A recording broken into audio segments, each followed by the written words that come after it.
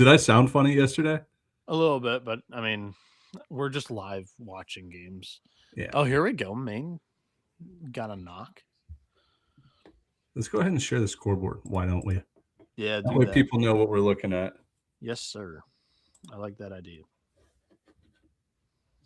Tell Dimitri to throw a tweet out there that we're live. We will. Oh, like it automatically tweets when we go live. He doesn't need to do anything. Oh, he doesn't? No, people will see. All right. Yes, I sir. guess I don't have my notifications turned on because I never see it. Yeah, it gets tweeted out. All right. We got Arkansas, Auburn, bottom 9. Here we go. Maine's going to get eliminated. Congrats to Binghamton. I want to look at Binghamton's schedule real quick. Oh, I'm behind you. I know there were 2 outs, but I haven't seen the final out yet. Swept at Dallas Baptist. Lost 2-3 at William and Mary. They won on Friday at High Point. That's pretty impressive. Looks like they just basically got hot at the end of the year. No, not really. Binghamton? Yeah, I mean they're a fine club. Yeah, I mean they probably were the best team in the league. Hey, I'll tell you who my 4 seed darling is going to be this year. If they are a 4 seed, You've found it out. I found it out. If they are a 4 seed, Citadel?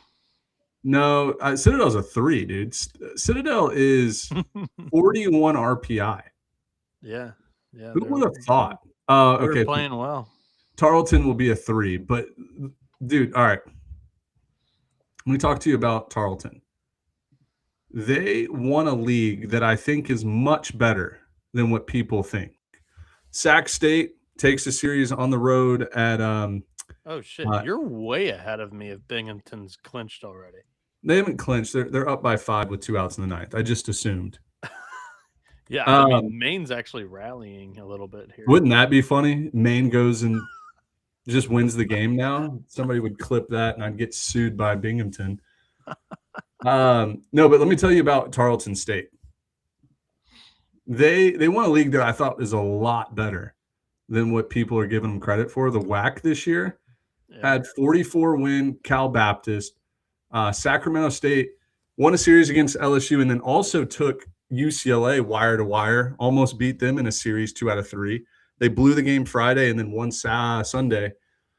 And UT Arlington, remember they took down Arkansas on a Friday night and played well. I think they just got injured towards the end of the year and really struggled. So, but when we look at Tarleton State,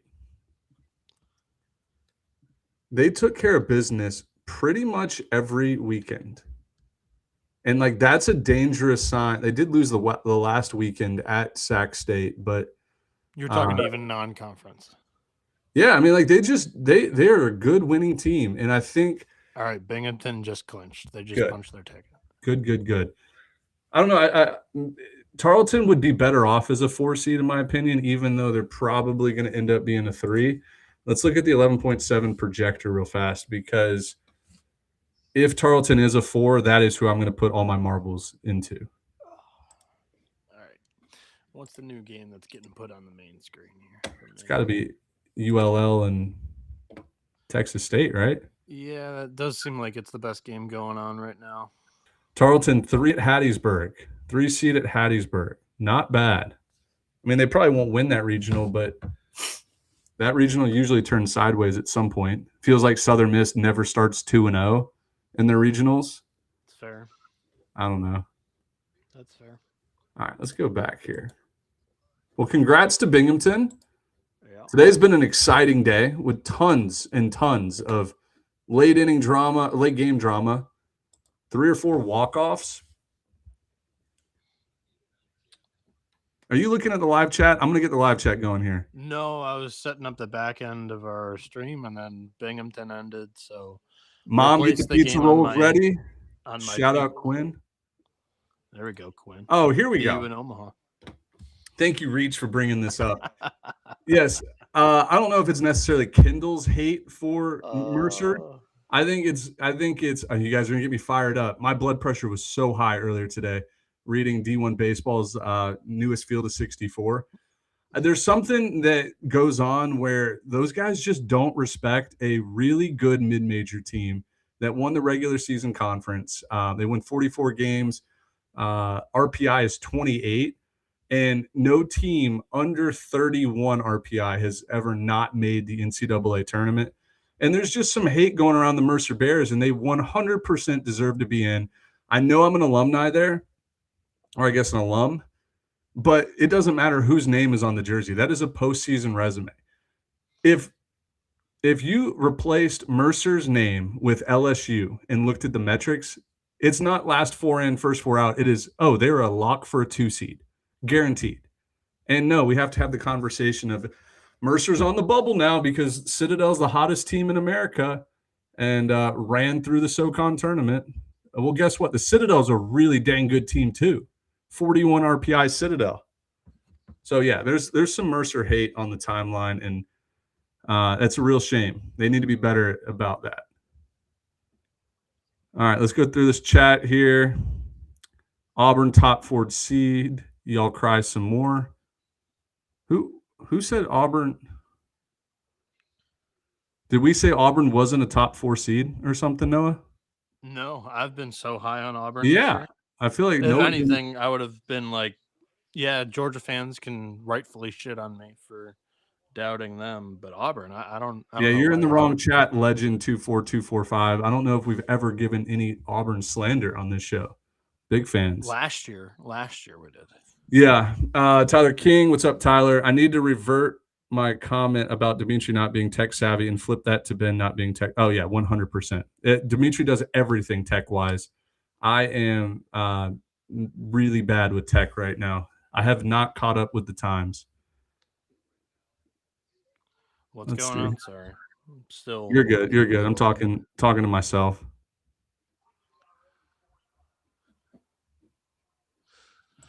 I do agree with both Ben and Dimitri in saying that, like, I think Mercer should be in a top 30 RPI. Is kind of crazy to fathom that it's being currently mocked or projected to be missing the NCAA tournament. We've never seen it before. So why would you project it to happen? And when you do project it to happen, now you're actually like getting that, buzz going, everybody, the general public talking about it, when really I do think you're misinforming them. And for the most part, those fan bases that are on the right side of the bubble, I think that's a little bit of gaslighting because they're ultimately, I think, going to flip that come selection Monday morning. I mean, it's not even that. How do I say this without getting in trouble? People need to use their own brains. It's not like, hey, Mercer's a 35 RPI regular season champion and, whatever. They're 28, and they are in the same category as Jacksonville State, Coastal Carolina, who are two other mid-major. Almost Coastal didn't win the conference, but Jacksonville State won the regular season. Like, you go down this list, people are like, oh, yeah, Missouri State lock, Cincinnati lock, Oklahoma lock, Virginia lock, Jacksonville State lock, 2 seeds. All of these are 2 seeds. Coastal's a 2 seed. Oh, Mercer's 28. Let's skip them for now. Oklahoma State lock. They'll be a 2 seed. Miami played their way into a 2 seed. Tennessee, no brainer 2 seed. Oh, Liberty can win. They're a 2 seed. Oh, here we go. Louisiana bubble, Troy bubble, but they're both going to be in. Boston College is in, no doubt. UCF is in, no doubt. Santa Barbara lock 2 seed. It's like, oh, we're just going to skip over 28 Mercer because their name is Mercer. That's not fair. Like, let's not devalue a 56-game regular season and say, like, well, they're 28, but really they're 1-4 in quad 1 games, and their non-conference strength of schedule is 215. It's like, dude, that's built in. That's all built into the RPI. That's what fires me up. Plus, it's a top 3 offense in the country. I hate to make this about Mercer's show, but it was a big topic today online where I got in a fight with Kendall Rogers. Maybe not a fight, but it was a discussion where he had nothing to back up. Like, he was like, well, the non-conference schedule is like a point that the committee is going to really emphasize. And I do think that you missed delivering the death blow, because he mentioned non-conference strength of schedule is kind of what keeps a lot of the mid-majors back. Well, Pitt was a team that they had in the freaking field of at 11 and 19 and 240th in non-con strength of schedule. 240th. Like, I get it that D1 baseball is owned by Kyle Peterson, who works for ESPN, and ESPN has a deal with ACC and SEC, and like they're going to promote those teams. Like, that's not something hard to connect the dots with, but we got to look at the same consistent metrics that these teams are evaluated on every single year for the last 20 years. Like, how are we just going to skip over it? That's what fires me up. It's like, I don't care if this is Mercer or if this was Belmont. Like, I would have the same argument. It just happens to be my favorite school. So that's the end of the rant. I was getting feisty online today just because it's like, dude, who's going to stick up for Mercer? And like, if you keep spreading this propaganda out there, then the public will believe it. And it's like, why do we want to do that right now? Yeah. East Carolina head to the AAC tournament title game, the rematch with UTSA. They're in. ECU is in. Committee member plus co-conference champs, and they're playing in a championship game in the conference. Like, I feel good about East Carolina being in the tournament. Looks like we're going to lose one. We're going to lose a 1 seed here. San Diego State conference champs. Oops, didn't mean to click that. They're getting no hit through 4 and a third against Air Force. So Air Force will probably end up playing Washington State. They got to beat Washington State twice. I'm excited to see Washington State potentially play postseason baseball. Another one for the Pac-12. Never forget. Yeah. Well, it's coming back next year, and Washington State will be back in it. Yep.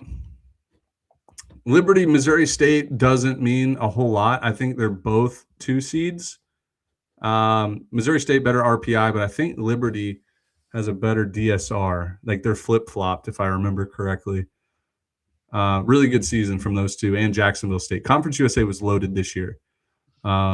Even Dallas Baptist, Louisiana Tech showed a lot of signs of life throughout the year. Good conference. Kansas is going to be regular season champs and conference tournament champs. Congrats to the Jayhawks. Do we see a potential national seed with Kansas? No, I don't think the metrics are good enough for the Jayhawks there. Do not think so. There we go. There's our Binghamton tweet. I was waiting on this because we're running the Instagram account over there too. Yeah. We're going to lose Murray State tonight, the host of the Missouri Valley Conference. Yeah, I've got that on the left here. It is the 6th inning, but they are getting ran off the field. They may get run ruled next inning. So it's going to be Southern Illinois versus UIC, and I believe Southern Illinois has to beat UIC twice tomorrow. So Illinois-Chicago, great shape right now. Yeah, they can swing it, man. Mm-hmm. This is a winner-take-all game. St. Mary's, San Francisco, 5-1 in the 7th. That's a championship game too. I don't know if that's what you meant by that. Yeah, winner-take-all. Like, San Francisco just beat them a few hours ago, so St. Mary's might punch their ticket here. Yeah, Coach Valenzuela looking to go back-to-back NCAA tournament appearances. Good for him. Yeah, I mean, a really nice bounce back because he's kind of ran out of Long Beach State, and I mean, St. Mary's. I don't view them as like a baseball power, so to do that, I do think you're probably worthy of being a secondary or a tertiary candidate for that Grand Canyon job if that's something that interests him. Right here with Diego. They are beating Cal Poly right now 5-1. If they win this game, they have to beat Cal Poly again tomorrow. Yep. But they've played really well this conference tournament. Yep. All right. I thought so. They beat UCLA the 3rd game of the season that Sunday, 8-7. I will say I've watched a ton of Big West baseball. I know Dimitri has too. It's like your late night craving of college baseball. I think Cal Poly would do a little bit better in the NCAA tournament, but I mean, credit to the Tritons. Well, I mean, they still might. Like, Cal Poly could easily win this game, come back and win it, or win tomorrow. I was curious with UC San Diego because I didn't remember if they beat UCLA this year or last year. It's been so long. Yeah, I mean they're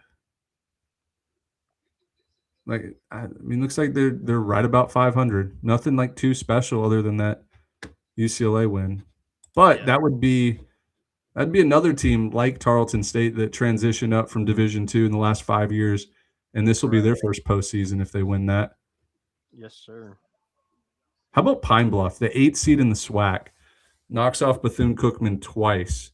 Is that the Yep. title game that's going on right now? Pine Bluff It's and not. Alabama Nope. State? Nope, it's not. So Pine Bluff has to beat Alabama State twice. They have to beat them tonight and tomorrow. And then the championship game is single. It's just like a one game championship, and it's going to be Florida A&M versus either Pine Bluff or Alabama State. All right. Sounds good. Longwood High Point. High Point lost earlier today to Upstate, so Upstate's in the driver's seat. High Point has to win this game, and the Big South has kind of been screwing their teams this tournament with waiting all day at the fields. Now they're changing locations and playing.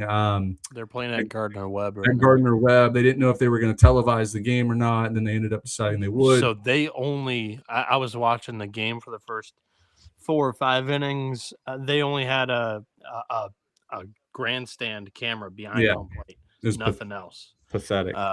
But they did add a center field camera. I think it was the 6th inning.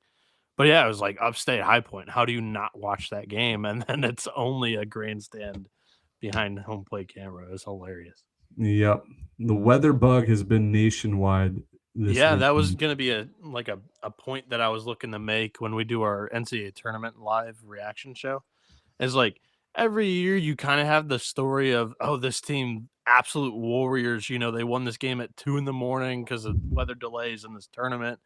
No, you know what? A lot of these mid-major tournament winners, guys, this year, they've all got thick skin. They all are kind of battling because weather swept through the entire country this weekend.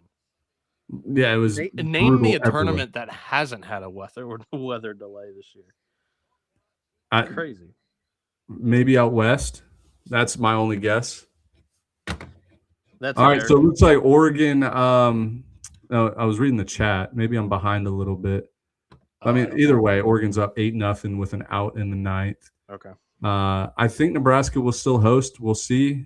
Oregon has definitely played their way into a hosting picture. I believe they will host and Oregon State will not. It would be hard to believe both Oregon and Oregon State would host. But I think Nebraska will probably fall in that like 12 to 15 range. Oregon 14 max, 16 minimum. I think they'll both end up hosting. Alrighty. I do think I struggle to see Oregon. I said this last night too. I struggle to see Oregon hosting if they don't win the Big Ten tournament, only because you look at it and Mississippi State's the only team that's not playing currently. You got Arkansas who's playing. You have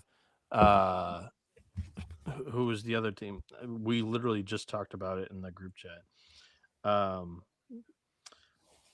What's your question? Not a question, just a statement. Arkansas, Kansas, and those two were kind of on the outside. West Virginia on the bubble, playing well and kind of ahead of Oregon, in my opinion.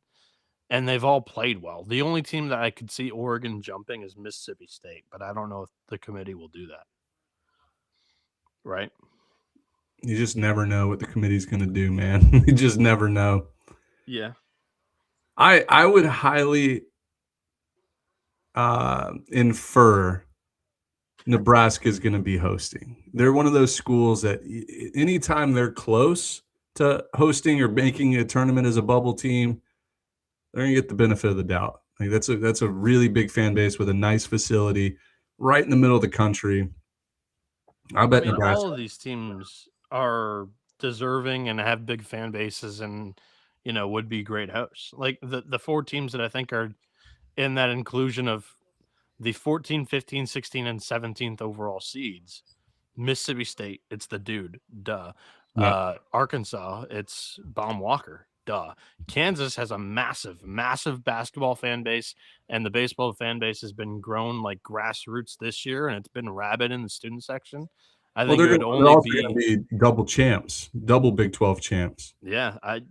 I think they would have a good showing in a regional, and Oregon's hosted a couple of regionals or super regionals in the past couple of years, and their fan base has showed up to those games pretty well. So It's I going think to be any of those four. it's going to be a pretty spread out, like nationwide regional hosts if you think about it. Yeah, I love it.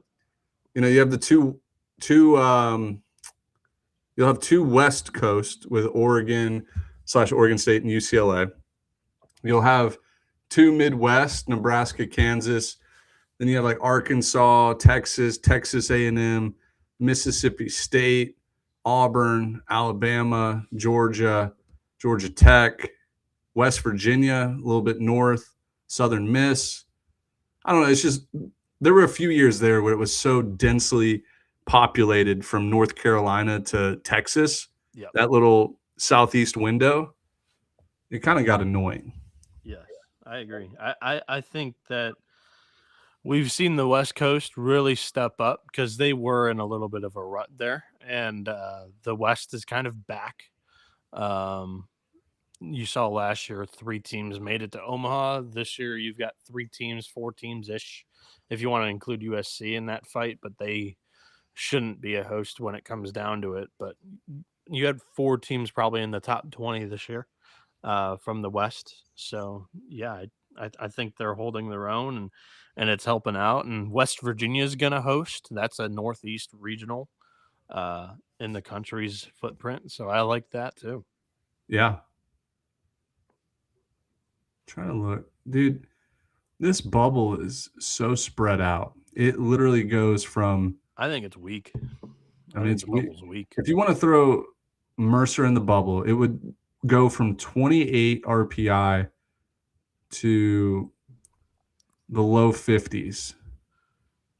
Probably NC State at 52 will be one of the first 4 out. I would love to get your. All right, now that I got our Instagram post up for Binghamton. Thanks for doing that, by the way. 10K on Instagram. That's huge. Yeah, just crossed that today. Very cool. I'd love to gauge your read on of these bubble teams that we're talking about. Texas State, Louisiana, Troy, Kent State, Miami, Ohio. They're kind of going to get left out of here, but East Carolina, UTSA, NC State. Of any of those teams, do you think you could see them winning 3 or 4 games in a weekend if they play 4 or 5 games? Yeah, you do. Who of that group? I think you could look at TCU as a team pitching wise that could get it done. Health is going to be the biggest factor there.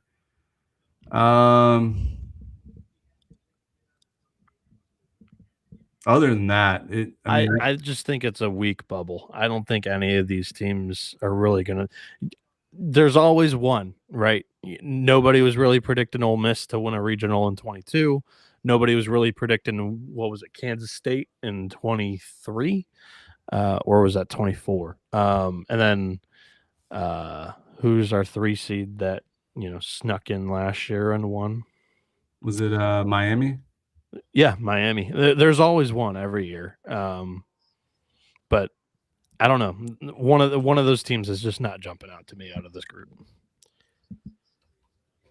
I need to get a better visual because, this, Noah. I'm not telling you anything you don't know, but it really depends on the bracket, right? Like there's the regionals are not evenly distributed sometimes, and you get a lousy 4 seed in your regional where you can pitch off, like you can take more risks. If this was the bracket here, let me zoom out. I don't think we can see everybody yet. Hopefully. So go up to your top here where we can look at the bubble teams real quick. All right. So as of right now, Louisiana, Troy, TCU, Texas State, last 4 in, and then we've moved Kentucky, That NC ain't State. happening. Well, UTSA is going to end up, I assuming, beating East Carolina once before they beat them twice. So they will be in, and then you could probably substitute East Carolina back out. I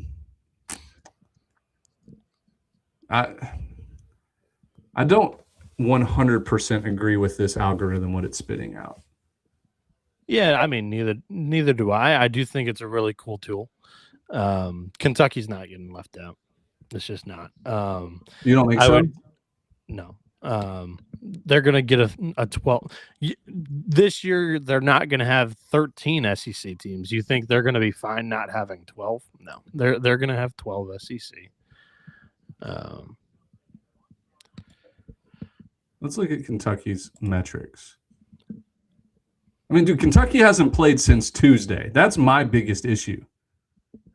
They lost on Tuesday and have been waiting and waiting and waiting.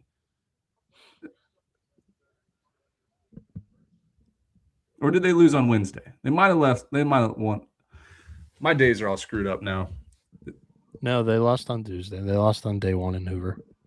Okay, Hoover started Tuesday. Sorry, Yeah. my dates are all mixed up. I was like, that sounds right, but I don't remember. All right, we've got action in Murray State, Southern Illinois. Racers just crossed the plate for the first time. Bottom 6, bases jacked, 1 out.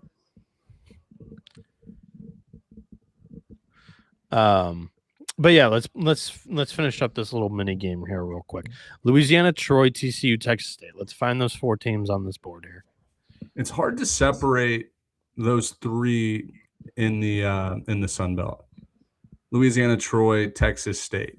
Yeah, I saw some discourse online. Like, I think it's between Louisiana and Texas State. So did Louisiana get swept by Texas State during the year?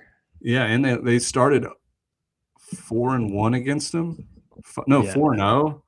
Swept them in the regular season and beat them in the Sun Belt tournament. So I'm glad we have DSR in here because I am curious how much the committee is going to use DSR. Louisiana 33 RPI, 49 DSR. Troy 34 RPI, 61 DSR. Texas State 40 RPI, 50 DSR. Whereas like Kentucky is 30 DSR, UTSA 39, Kent State 62, North Carolina State 36. I can't lie. I've been using Pair Ratings website a lot this year. I like it. Let's try here we go. That's a big knock for the Racers. What did we get? 2 runs across. 8-3, 1 out. First and third. All right, teach me how to navigate this website. What are we doing here? So Pair, go to ratings. I need to share this screen. Sorry. Yep. Go to ratings. Team sheets. Where do you see that? Oh, right here. Yep. So the only thing is he doesn't update his numbers throughout the day. They update like every morning. So you just got to know that RPI, that KPI, DSR fluctuate or whatever. But I like looking at the series. I like looking at strength of schedule. I like looking at all 3 RPI, KPI, DSR, and he's even got the average of the 3. I like the series tab here. I love the series tab.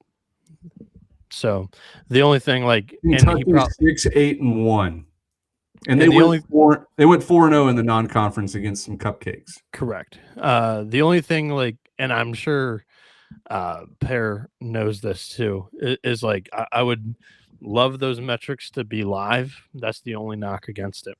Everything else, I think this looks great, and I would love Dimitri to do something very, very similar.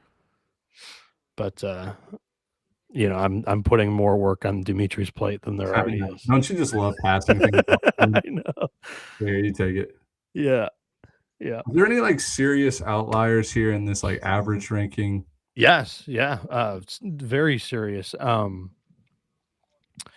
was it? I'm saying like as far as like bubble teams, like UTSA down here at 45, Troy at 47. Other than that, like I don't think. What's your question? So like average That's what it's in voted the by. average tab. I thought you were talking to like an outlier and RPI that's good in average. No, I think your average tab should have everything average. There shouldn't be an outlier. No, I'm saying like an outlier bubble team. So if, for example, East Carolina was at 62, whereas like all the other bubble teams start at 46, 47. You see how they're all kind of grouped together averagely? Yeah.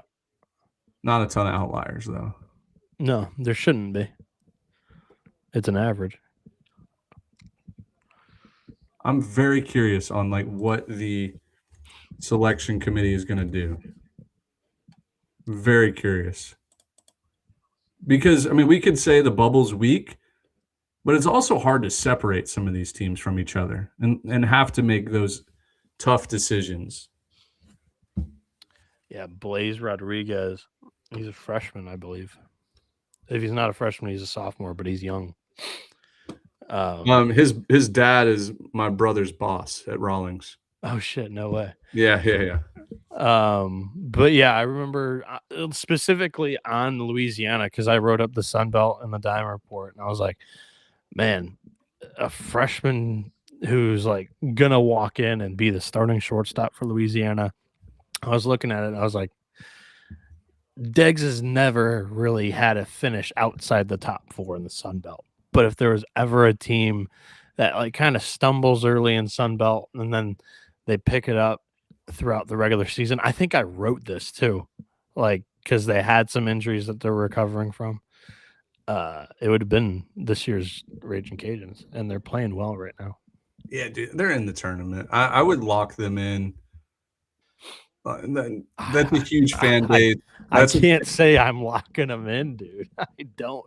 I don't love using those terms with these bubble teams. I know. Let's look at their resume real quick. They beat the good teams and play down to their competition. And I'm actually okay with that.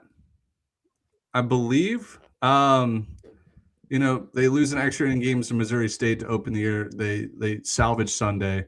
That's fine. Missouri State, 22 RPI, real good team. They take 2 midweeks against Kansas State, win that weekend series against UC San Diego, win the series at Dallas Baptist. So, and then they get swept by Texas State. They lose 2 out of 3 to Monroe, lose 2 out of 3 to James Madison. You're like, oh, the season's over. You just lost 3 straight weekends to lesser competition. Nope. Series win against Southern Miss, lose the series at Troy, win the series against Arkansas State, sweep, win, and then they finish the regular season with a weekend series win over Coastal. So it's like I feel like they're going to be in, especially if they play in a Sun Belt championship tomorrow. I think they're in. Texas State, I know, has they swept Louisiana during the regular season. So you got to think they might be in too. That's why I'm saying it's hard to separate these Sun Belt teams. There's not an equal divide. I agree with that. No doubt. It's a good conference. Last year they got 2 bids. They were both hosts. No at-large. I'm here to say one thing before I leave. First of all, hello, chat. Second of all, Kentucky is where they are already with a 10% boost. Just keep that in mind. What do you mean? Already getting boosted 10%. They're still going to get in. What? He gave teams a Power 4 boost because of the conference strength and label. Just because that's what the committee does. They boost teams that are in the Power 4. That's just the reality of the nature, and mid-majors always get shafted. But keep that in mind. The computer is ranking them there already with the boost. Kentucky's getting in. Pittsburgh, go to Cancun. Get you a margarita in Cancun. You're not getting in the NCAA tournament. I agree. You're 14-20 aggregate. 20 conference losses is fucking abysmal. And they had a 240 non-con strength of schedule. That's what I'm saying. A cupcake non-con and 8 games under 500 in conference play. Take a hike, pal. You're coming in guns a-blazing. Anyway, that's all I have to say. I'll see you guys later. St. Mary's getting ready to punch their ticket. Louisiana's getting ready to punch their ticket to the Fun Belt title. Yeah, we got a couple of games going final here. UC San Diego's about to force a winner-take-all Big West. Excuse me, two-bid Big West. See you guys later. I'll catch you on the other side. Dimitri, St. Mary's too. I don't know if you said St. Mary's, did you? St. Mary's about to punch their ticket. Yep. See you later. See ya. Bye. Hey, why isn't Santa Barbara? I don't agree with this, but hey, Murray State's doing work here. Are they really? Hold on. Bottom 6, they're down 8-3. Bases still loaded and still 1 out. Oh no! Could you imagine? I'm watching it like 7-8. Huh?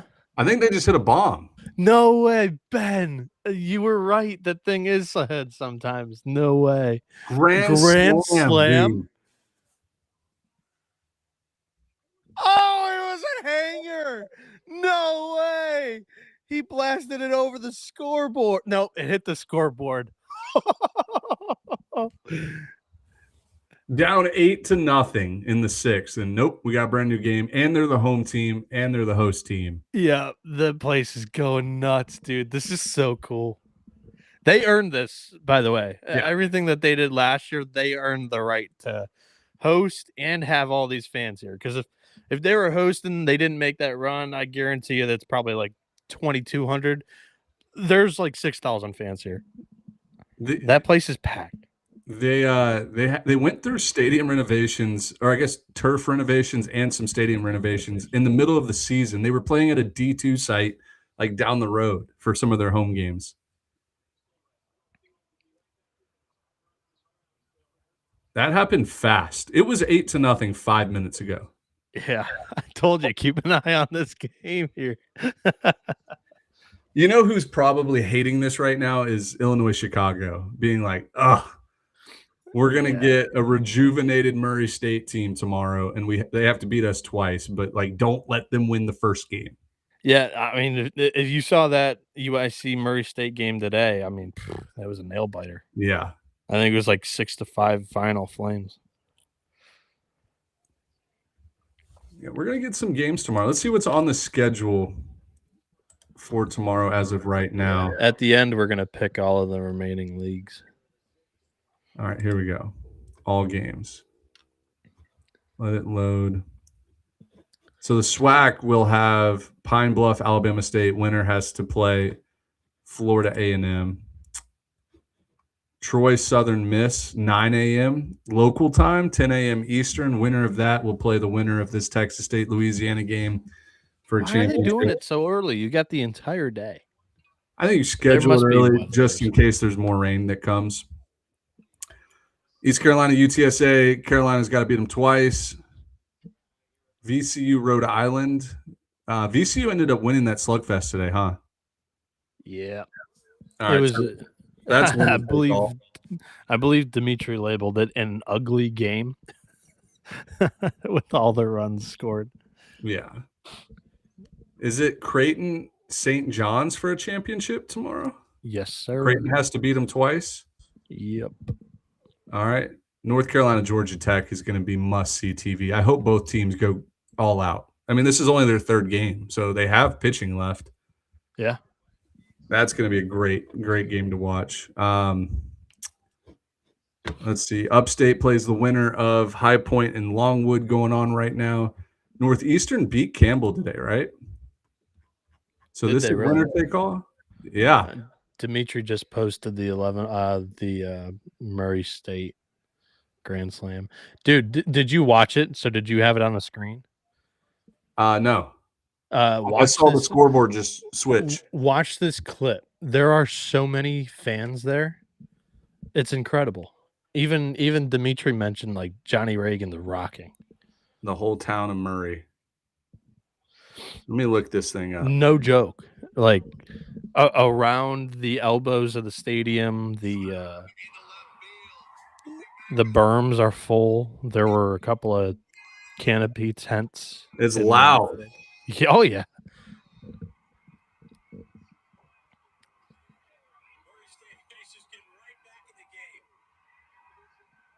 Yeah, that place is packed. Good for them.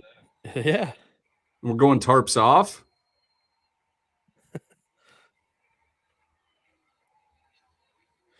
San Francisco doing work. Bottom 8. First and second, nobody out against St. Mary's here. Oh, heck yeah. Go Murray State.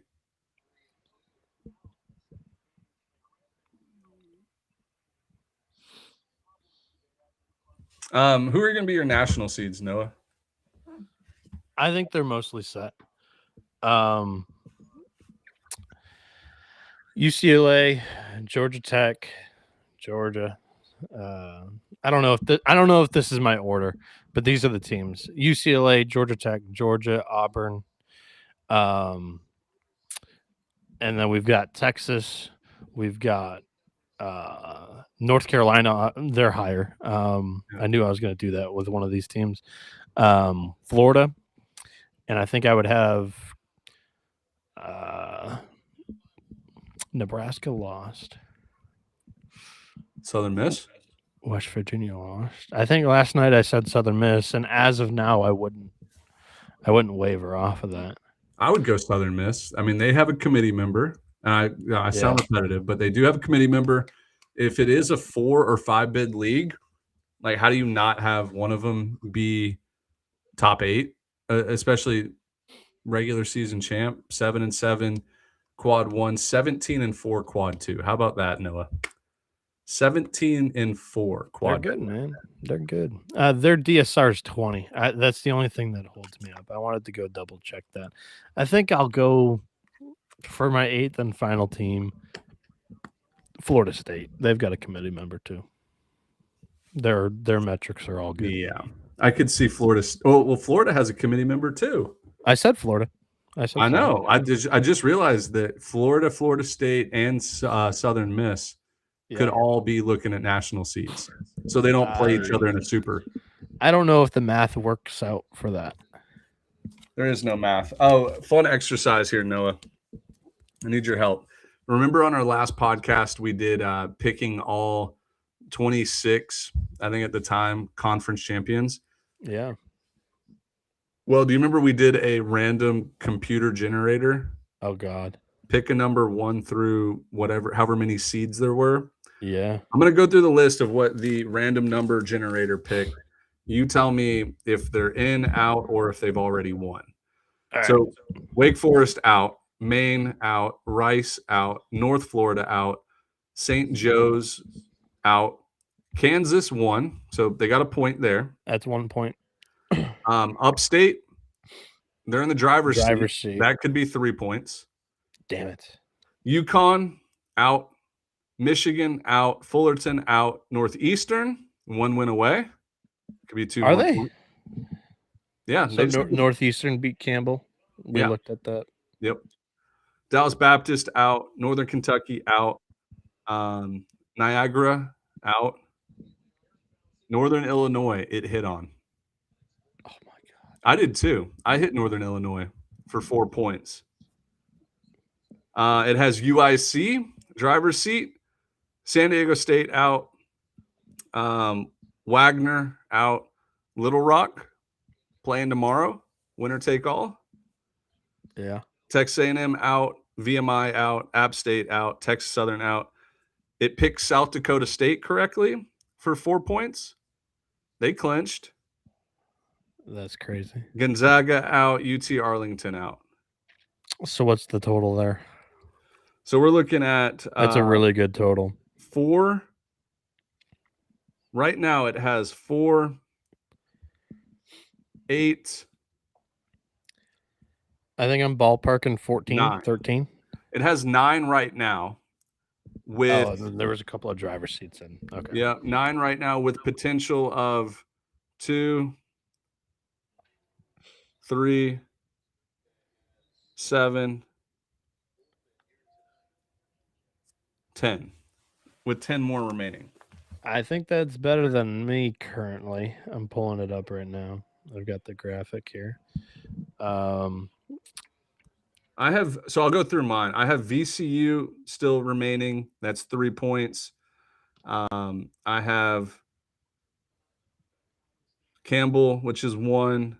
I hit Milwaukee. That's 2. I hit Ryder. That's 3. Northern Illinois 4 more, so that's 7. UIC could be 8. Washington State could be 10.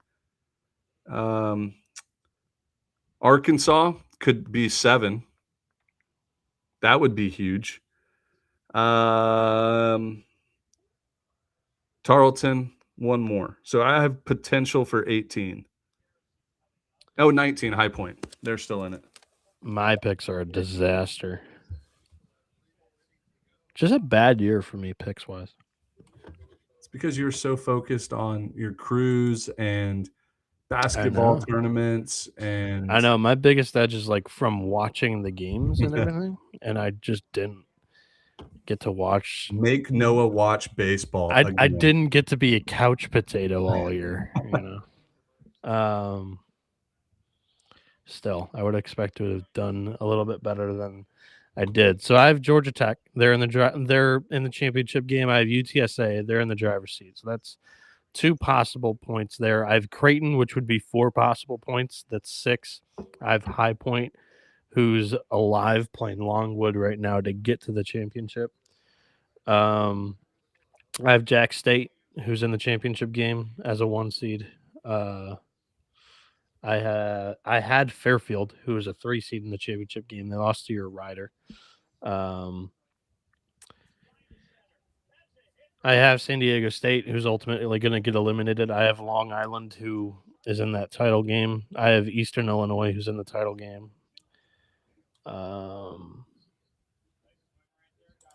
ORU lost on the title game. So I think I've got multiple teams in, but my strategy was just like lower seeds get the quantity, and I just didn't get quantity. I think I'm going to finish single-digit points-wise. Hey, San Francisco's cooking right now. Yeah, man. Yeah, they're doing the same thing Murray was last inning. And Louisiana just hit a 3-run bomb.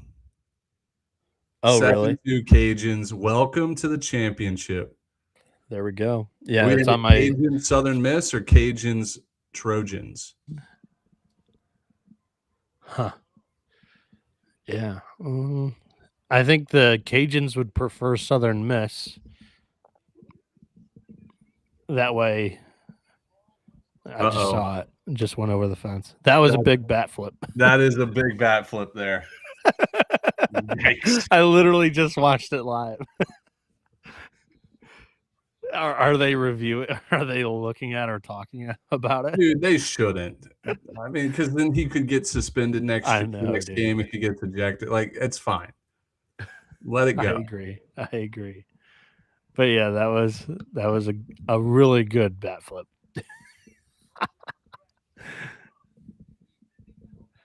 So yeah, how about that? Texas State goes 4-0 against Louisiana up until today, and they lose twice. They lose twice, yeah. Dude, he pimped it, spit, kept walking with the bat, and then launched it.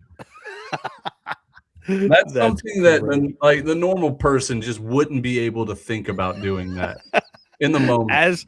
Dude, you hit a homer and like your first thought is like, "Oh my God, please get out, please get out!" And San Francisco, 2 runs.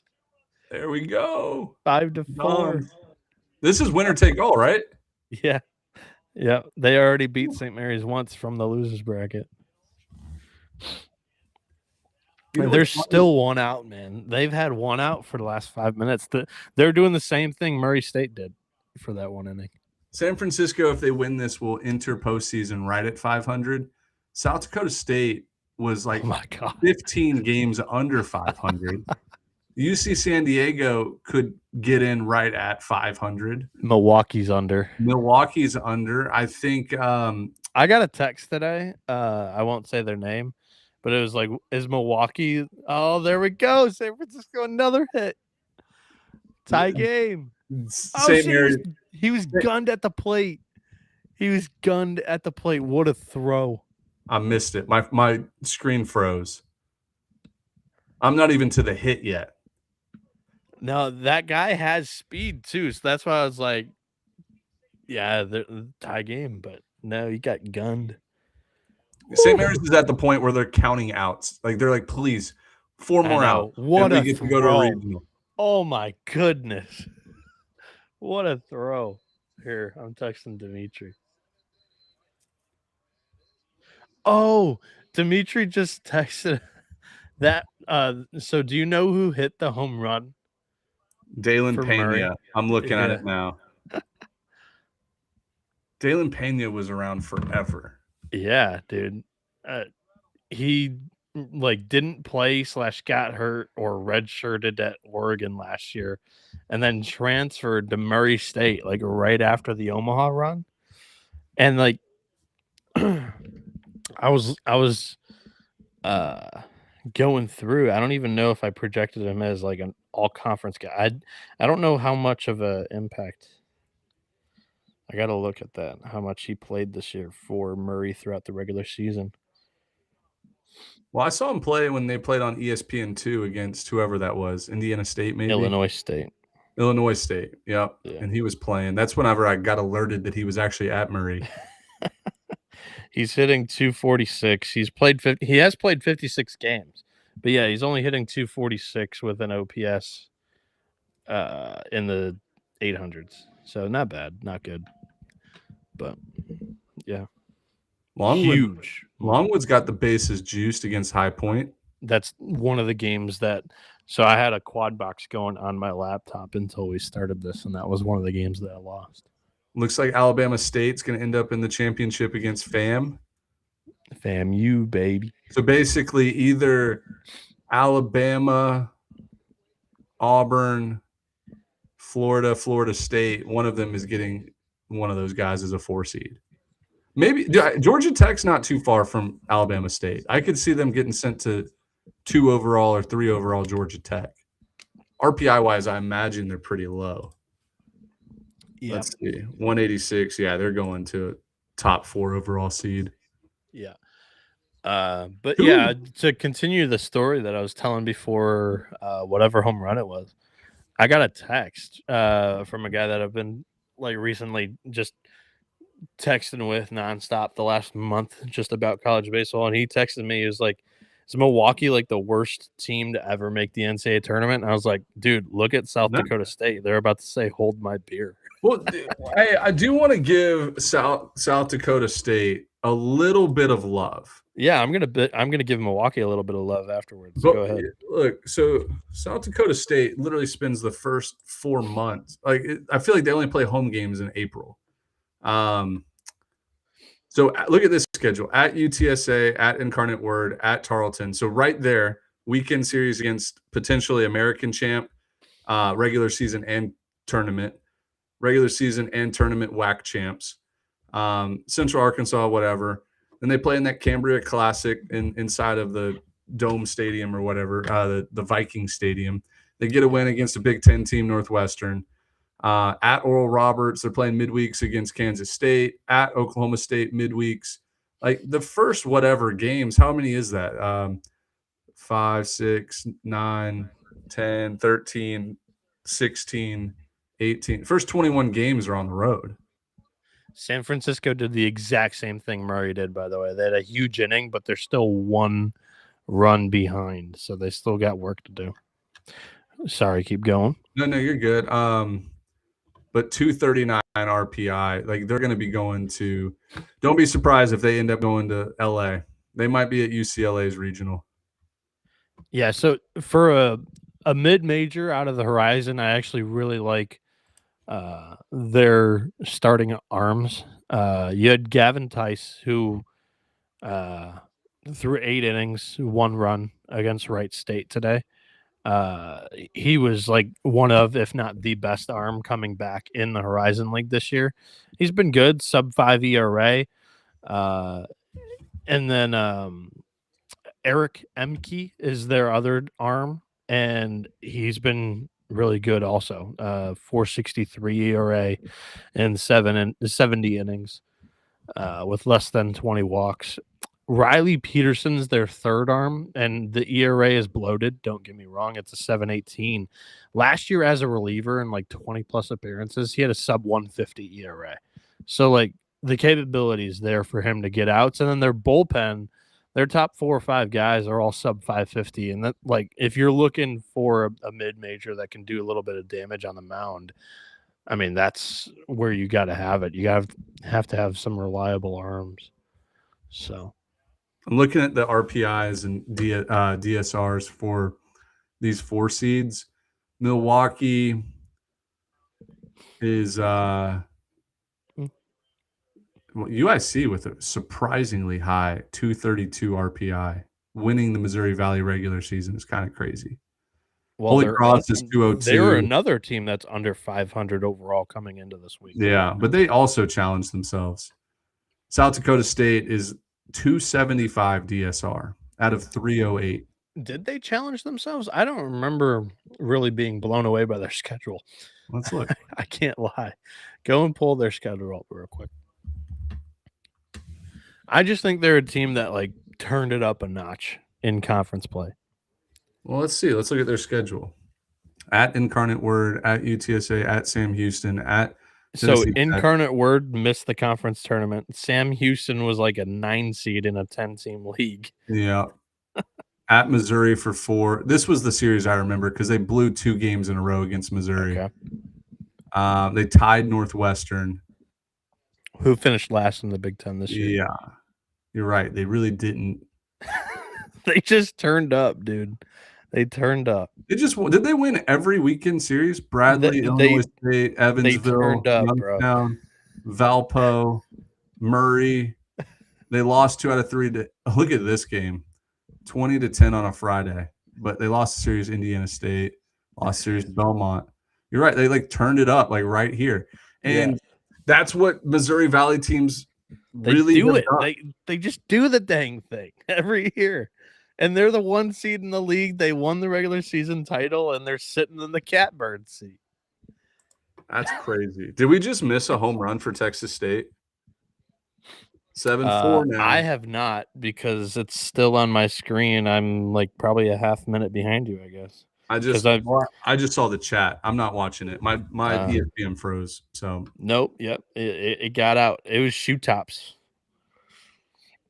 That 3-run homer for Pena looks good now. 3-run lead for the Cajuns.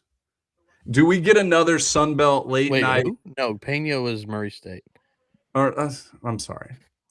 I had Texas State on the mind. He used to be a Texas State. Yeah.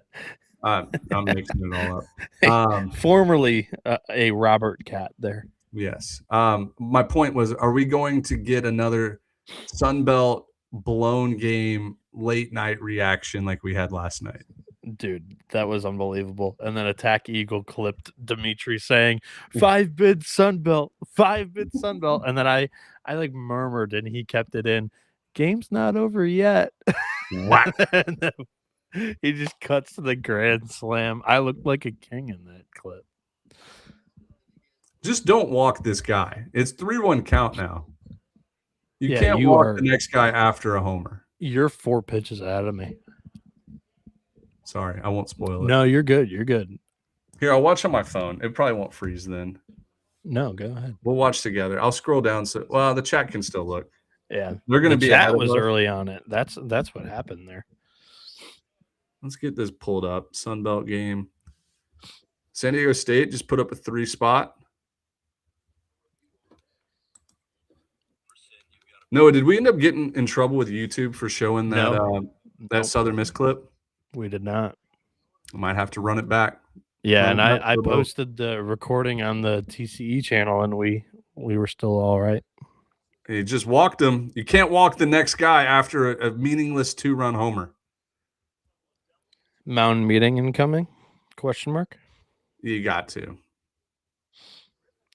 So St. Mary's led off the inning with a double, and they just laid down a bunt. It was a bunt hit. They throw it away. St. Mary's tacks on another insurance run. It's 6-4 in the top 9. Wow. That's how it's done, boys. These games are getting close. They were all kind of blowouts for a while. They were. We were jumping on. I was making the joke like, yeah, we got a couple of games that are really belt to ass tonight. We had Southern Illinois 8-0. We had Louisiana 7-2. We had it was St. Mary's 5-0. Air Force 5-0. UC San Diego, in Big West terms, 4-1 is a mountain to climb. Oh no, Longwood just put up a 4 spot against High Point. Watch Do you out have when eyes on that game? I got the score pulled up right here. Yeah. The Lancers, I think, were the 6th team. I think they were the last team in the Big South tournament, and they're about to go to the championship to face Upstate. Who's their coach again?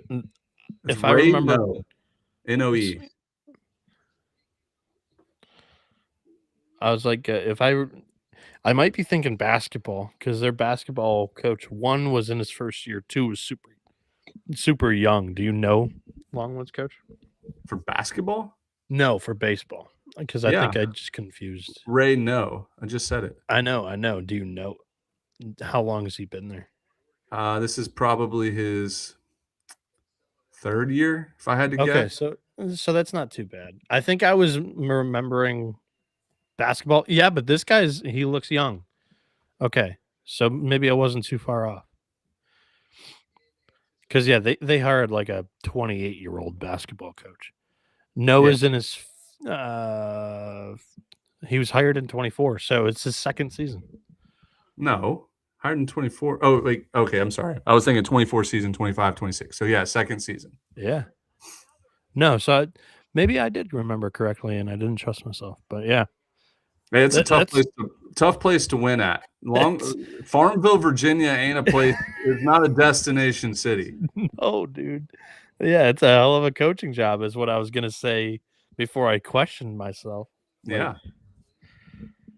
So let's read into this real quick. Hold on. Kyle Bergeron just said the AAC is winner take all. I did not know that. Yeah, it's the 2 winners of the pools, and then from there, they like it. Actually, no, it wasn't pool play this year. Why is UTSA in the driver's seat undefeated? ECU lost to them, and now ECU. That's very Little League World Series because I hate how the. Are we sure that's accurate? I mean, I trust them. I assumed it was ECU has to beat them twice because that's what normal people would do. Yeah, I dislike the American Conference to screw that up. Yeah, so we're looking at Ray Nose, hired in summer of 24, like I said, and a resume of success that made him one of the top assistant coaches in mid-major college baseball. Lancers last year led the Big South in steals.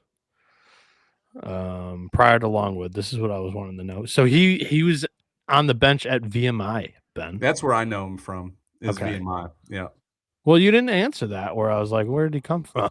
Oh, I didn't hear you ask that. I believe I did. I was like, "What's his background here?"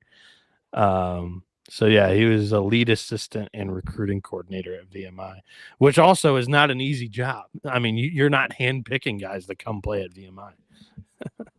Started as an assistant at VMI in 2019. Yep. Yeah, I like this guy. I think he's a winner. If you go 500 at Longwood, you're a winner. Oh, dude. I know. The wins in year 2. Hey, the wins above replacement in Farmville has got to be like 20 plus. In year 2. Yeah. That's got to be a 20. Dimitri's in our chat saying it's a scam, and that's why Tulane has 2 titles. Ooh, that's a close pitch. He got rung up. Probably a strike, but it's close. Was that Chase Mora hitting? Yeah, it was. All right, Cajuns need 1 out. Let me look at this pitch again. Oh, that's up, dude. That's not a strike. That should have been ball 4. I'm about to watch it right now.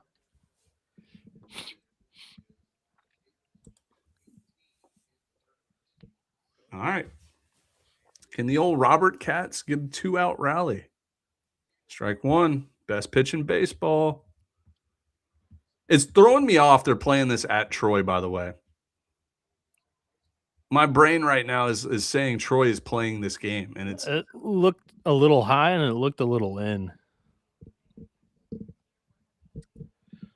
That's tough. So I'm about to drop a bomb of a question here. This would be really cool if it happened.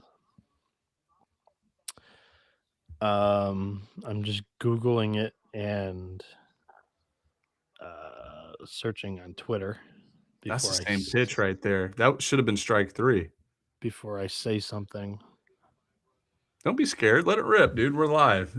No, because it's injury related. Yeah, okay. So I don't see anything. I've looked his name up on Google and I've looked his name up on Twitter to see. Uh-oh, we got a knock. Tying run comes to the plate for the Robert Cats.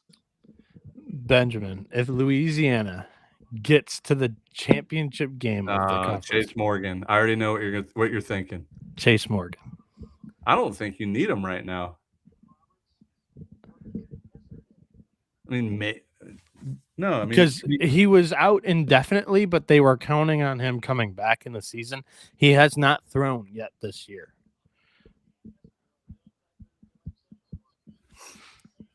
All right, this is the guy you want at the plate right now for Texas State.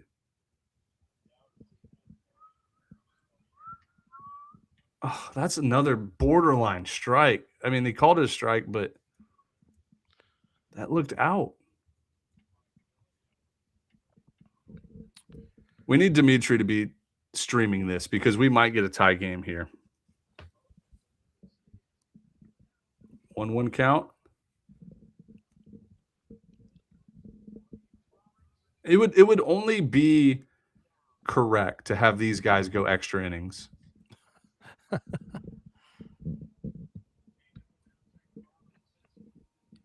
Oh, left it middle, fouled it back. Down to the final strike.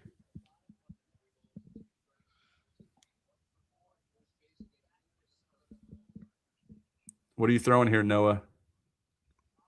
I'm not in the same spot of the game as you. What's the situation? 1 ball, 2 strikes, 2 outs. I would love to know like what pitches were thrown first to tunnel. But you try to beat him in with a fastball, fouled it back. So 1 ball, 2 strikes, and he just went inside fastball. Yeah, you got to go change up away here. I would go tunnel the changeup off of that fastball. Changeup center, but low. Fastball up and in, ball. Close. I would go a lefty's always got a changeup. It just when you're in college and you're a lefty, you have a changeup.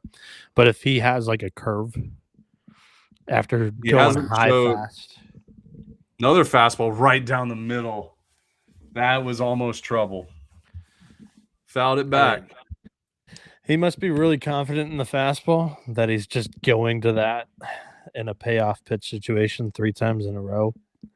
Now the fact that like the hitter's going to think that you're going to switch off of it, I think you pound him in again. Let's see. 2-2. He's all over the fastball. Fouling it straight back. And I understand why they're throwing just fastball 2-2 count. You can't walk the leadoff guy. Power threat on deck. That would be that's the winning run at the plate if they walk him. Yeah, I think at this point you've committed the best away, borderline, but ball 3. What was it? Change up? Change up away, ball 3. 3-2 count. Runners will be moving with the pitch. Yeah, you now have him thinking off of the fastball. At least he's not committed fully fastball, but fastball right down the middle, swings through it. Cajuns win, advance to the championship game, and will face the winner of Troy and Southern Miss. There we Texas go. State on the bubble. I think Louisiana is in like pretty solidly now. Go, yeah, Cajuns. I think Louisiana had the better metrics compared to Texas State, and now you win the 2 more important games, I think, of the season against that team. I think they should be above the Bobcats, and the Bobcats are probably, of the 3 Sunbelt teams, I do think that they are either second or third least comfortable. Hey, I'm looking at the chat now. And San Fran, no doubt bomb. 7-6. Bottom 9. Oh, the Dons have the magic going, but I'm looking at the chat right now. These guys are right, like right down the middle of the plate. He threw 3 or 4 pitches that should have been murdered. Middle, deep left, Hey, gone. San best Fran, on best. San Trust Fran. your stuff, and like if that leadoff hitter doesn't have pop, that's gonna kill you, where he's gonna tie the game. Challenge him. I just never could do that because I was sitting low 80s subby. What channel is this San Francisco game on? The Plus. ESPN Plus? Why is it not showing up? Oh, it may have been taken off because it's in the 9th inning. Oh, here we go. Found it. There we go. It says your event is starting soon. Well, and obviously you've found the wrong event. Oh, I think my fat fingers clicked the wrong game. All right, here we go. 7-6 ball game, bottom 9, no on, no out. Strike 1. Yes, sir. All right, we're in the same spot for that game. So somebody's punching their ticket here. Yeah. The This is a Gales or the definite Dons? ticket punch. Hey, we need to, Dimitri, if you're listening, we have to call this game the grandparents game because Gail and Don feel like an old person couple. They live in the middle of Oklahoma, same house since their childhood. The Gales and the Dons. Dons over Gales. Gales over Dons. They win the grandparent game. The grandparent bowl. Oh, we got ice. Mr. and Mrs. Don and Gail Francisco. Mary. The Dons and the Gales. Great uniform matchup. I like San Francisco's logo and their white jerseys. These are nice. All right. Murray State got out of the top 8th. They're grabbing the sticks. UC San Diego pouring it on Cal Poly. 3 spot. So turn that game off. Like I said, 5-1 in the Big West is a mountain of a hill to climb. Strike 3. Sit down. St. Mary's 2 outs away from a regional berth. Come on, Gales. Is that back-to-back years? Yeah. I talked about that probably 20 minutes ago, right? Because Valenzuela is the old Long Beach State coach. There we go. Yep. All right, it reminds me now. I was like, I remember them in a regional last year. Yeah, they won a game. They beat Oregon. Mm-hmm. Oregon would love to host a regional again. That way they can avenge that, by the way. Because that was a shit show. Routine. 1 out away for the Gales. 2 down. 430 to dead center there.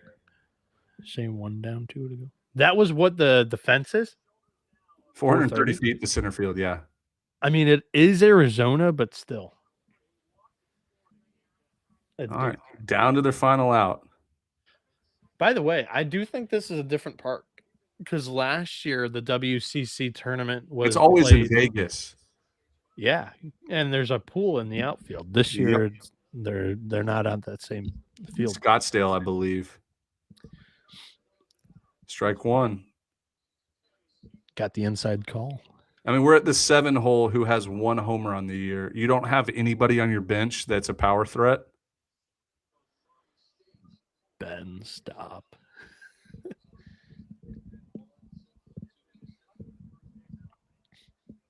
All right. Fly ball to center. A long way to go. And the Gales clinch.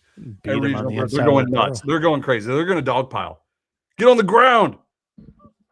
They're not getting on the ground. Yeah, there they go. They're getting on the ground. The big man went down first. Dog pile. Oh, man, don't go spikes up. Come on now. Be smart. They're grabbing butts right now. Look at them. I know. The 5 seed, St. Mary's Gales, back-to-back West Coast champions. Congrats to them.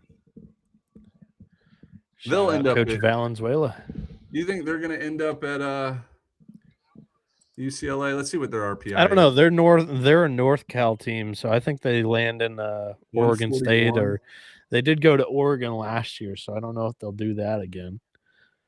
141 is going to be probably middle of the pack 4 seed. Oops. I think my guess is St. Mary's gets shipped to Texas, like Texas A&M, one of those two. I hope so. Like, you know, you look at Tarleton State and Lamar, and people are like, guaranteed one's going to College Station, one's going to Austin. Yeah, and there's like you got Southern Miss who can host one of those two. You got Mississippi State. You know, those are short trips for both Tarleton and Lamar. Maybe not less so Tarleton. Tarleton's West Texas, right? Oh yeah. But so Tarleton's got to land in probably Austin. St. Mary's goes to College Station, and then Lamar, Southern Miss. Go to Southern Miss, yeah.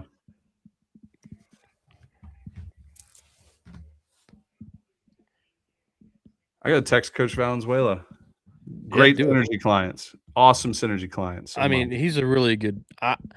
I was kind of like, is not good enough, not cutting it at Long Beach State. You got to try something different there with the dirt bags, but happy for him. He's obviously proved that either wrong or, just wrong place, wrong time, or right place, right time in favor of St. Mary's here. I think And you said they gunned somebody out at home, right? Yes, they canned somebody at home from right field. All right, let's do some chat questions here. They spelled his fucking name wrong on the Kyra. No. Hey, look, somebody did Austin Galloway, or sorry, not Galloway, Austin Galley. He mentioned that it's 4:30 to center at this park. Yeah. Troy in Texas State out. We're going to see what the committee wants to do. We'll see what Troy does tomorrow. Troy has a path to a AQ bid. Jayhawks Natty, maybe. Seen crazier things. Giant Stadium in Scottsdale. That's where the West Coast is. Alrighty. 4:30 to center is ridiculous. Texas State in or out. Caden Smith. Gut tells me in right now. I do think it's going to be a 5-bid Sun Belt. I got to post the Instagram a little bit here. I got to catch up on 2. All right, here we go. Where's Miami heading, gentlemen? So he can book his flight. It's going to be – I'm going to predict Miami goes to – let's hope it's not Florida. I don't want to see Florida and Miami in a regional. Let's see what the predictor says. Here. Why not? We got to trust it, at least for this year. Share the tab. Let's refresh because it refreshes in real time. Load teams. Generate field of 64 projection. The Miami Hurricanes are projected to Gainesville. Hate to see that.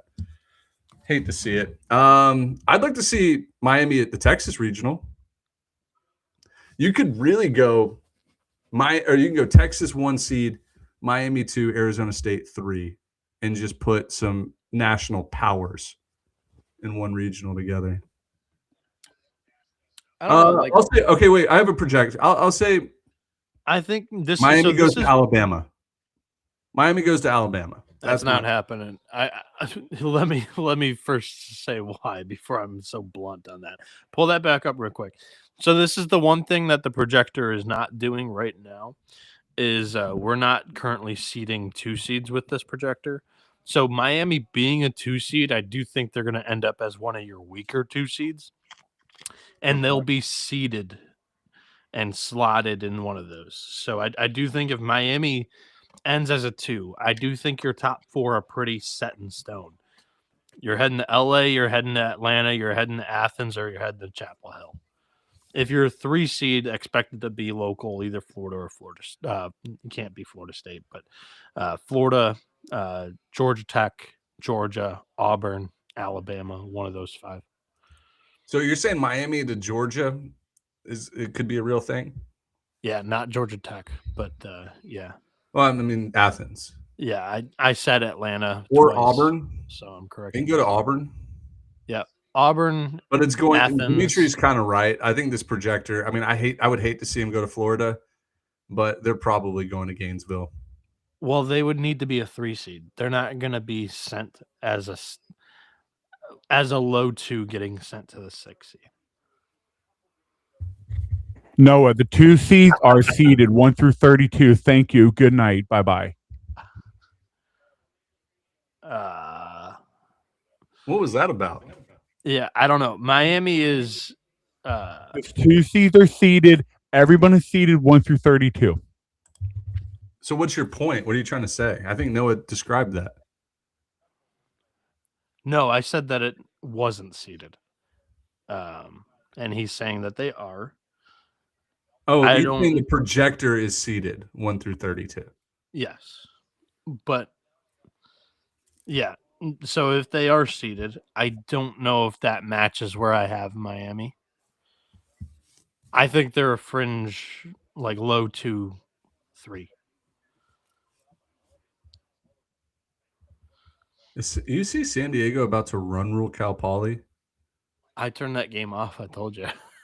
I've got Southern Illinois, Murray State. I've got Longwood, High Point, and this was St. Mary's, San Francisco. All right, guys. How you guys doing? How we doing? I can hang out for a little bit for a minute. We're good. San Diego State's making quite the comeback against Air Force. Hey, by the way, beer choice is back on the on tap tonight. Modelo. Yep. Dimitri, the comment section, you're getting invited to Greenville, North Carolina. Go visit East Carolina. Dude, I would love to burn down the jungle with Spencer Scott. Would love to burn down the jungle and go to Greenville.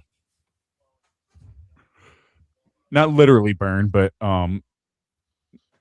enjoy it. Hey guys.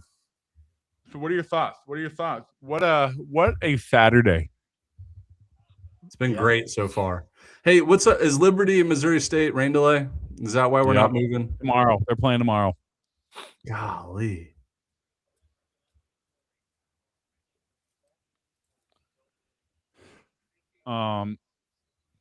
You see San Diego, I think they're going to bring back Steel Murdoch tomorrow. Well, yeah, it'll be if you're Sunday. A betting person. Did he pitch Wednesday? No. Tuesday or Wednesday play-in game, yeah. No, he wasn't in the play-in game. I don't. No, sorry, they're the 3 seed. Okay, yeah, he pitched Thursday then. Yeah, he pitched Thursday. Yeah, he. But they'll bring him back. He'll pitch tomorrow. Out of the bullpen. He needs to, or not that he needs to. It's just if he's able to move the arm and he says, "I'm good, coach," he'll be on the mound. Hey, I'm feeling some late game drama with Murray State here. You can feel it in my balls. I'm rooting for it. Yo, if High Point gets eliminated by Longwood, that's pathetic. We were just talking about Longwood. The coach is like 28 years old. He's not 28, dude. He looks so young. Oh my gosh. I think he's probably upper 30s. Let me look it up. Mid 30s. But anyways, I have a birthday party to go to, guys. So I'm waiting for the end of this. We have no more tickets to punch tonight. We're done. Tyler King. Yes. He's Dimitri's age. I can turn lights on. I know I can. Mid young. But it costs money. I like to save money. I'm cheap. I'm cheap. I'm Dimitri, very cheap. A birthday party to go to? I do. And they're actually currently doing the 999 challenge for the Padres game. Oh, that sounds fun. And so Jack and I thought about doing the 999 for the SoCon tournament, but we chickened out. You should have done a Dizzy Bat challenge for Quigs. Oh, beer bat challenge? Beer bat, not yeah. Those things are big, man. They hold a lot. But anyway, guys, I've been sitting in this chair. Since it is currently 9 p.m. I've been in this chair since 9:15 a.m. I've barely moved. Dimitri, if you're going out, have you done anything for our reaction show stuff? Or do you want me to start? A little bit, but not yet. I'll do it tomorrow. And if I have to stay up all night Sunday, I'll get it done. Oh, dude, Don't worry. don't do that. Oh, I can start. No, dude, no way. The moment I get it built, it takes 2 seconds. What are we doing? Don't worry, I'll get it done. Our reaction show tool. Oh, exciting. Portland, that's a good question because I was just kind of looking into this. It's going to be way too hard for Oregon to host. Arkansas is in the SEC title game. Kansas is Big 12 champ. They're going to host. Mississippi State, you're going to have to talk that up with the SEC shield. And then who else is there? Who else is in that conversation? Texas A&M is going to host. Arkansas is going to host. Nebraska is going to host. Kansas is going to host. I don't see where Oregon is going to host. I just don't see where they're going to host. Hey, we got a big at-bat right here in the High Point Longwood game. 1-1 count, bottom 6, bases loaded. I'm going to scroll off of this score because I don't want to spoil it. I'm watching it live. Anyway, yeah, guys, I need to get a move on. All right. We get it. You have a social life and you're cool and you run the Twitter. Fly ball left field and Longwood escapes 4-0 Lancers still. Heading to the 7th.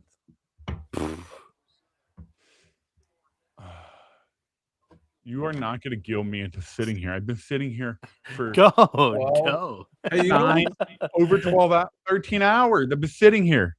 Yeah, you know what's interesting is I'm not trying to get punched today. We're not gonna have any more tickets punched. Yeah. Ben, pull up the projector for a second. I just want to see something. All right, here you go. I'll refresh for you too. What do we have here? Well, nothing. It disappeared. Oh, I have to load the teams. Duh. Wow, Arizona State in the last 4 in. Quinn, get lost, pal.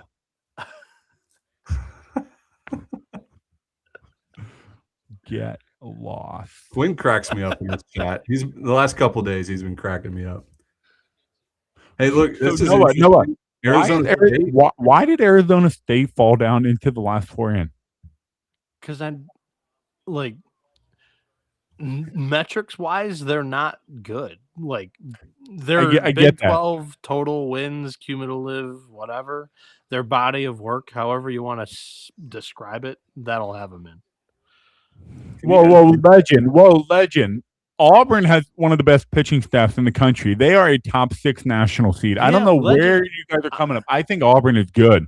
I think Auburn is very good. Legend came in hot today at the beginning of the stream saying we were anti-Auburn. We're I don't Auburn even know fans this year. I don't even know who Legend is. I've never seen this guy. He came in hot, like first comment. Yeah, I'm big on Auburn. I drafted him like 3rd round to go to Omaha. Yeah, what the hell? Preseason this year. Yeah, I think Auburn is a very good baseball team. I think in the fall, Ben can attest to this. I had them as a top 5 team in the fall. So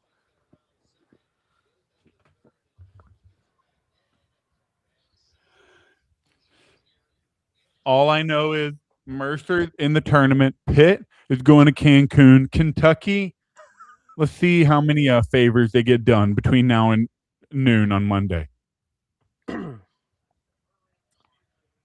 Kentucky will get some favors. Hey, why is Oklahoma a 3 seed? Because they're not good. They're not good. They should be out too, but they're lucky Kentucky's catching all the heat. Do you think Oklahoma should be out? Dude, they have 13 wins. They only have like 3 or 4 conference series wins, and they're all not against good teams.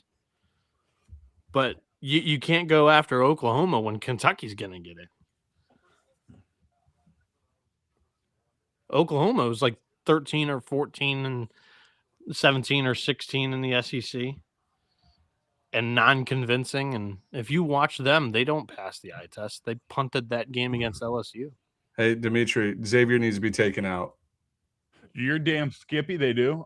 It'll be taken care of in about 3 seconds. Put them St. Johnnies John, in. welcome to the party. Yep.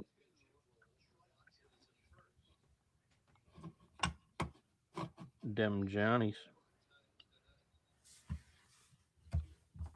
St. John's is kind of like the Raging Cajuns in my head because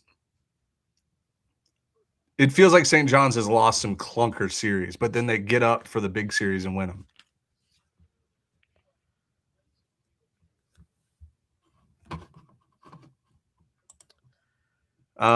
Hey, Hunter. Hey, wait. Time out. Legend, your bait worked. I hate you for this, but you did get us to talk about the Auburn Tigers. People think we hate them on the plane. They're a good team. Like, I don't understand why they think we hate them. Only because Stetson last year, that was it. Yeah, I wanted Stetson to win. That was it. They think we hate them because we did not pick them to win their regional last year. Auburn fans think we hate them. I'm like, what the fuck, man? Anyways, all right, guys, I need to go. Padres are in the 8th inning. I need to drink 6 beers in 2 innings. Is that possible? Easy. Yeah. Easy, right? You got it. Easy. Yeah. I just need homeboy Mason Miller to take it easy in the 9th, and I'll have time.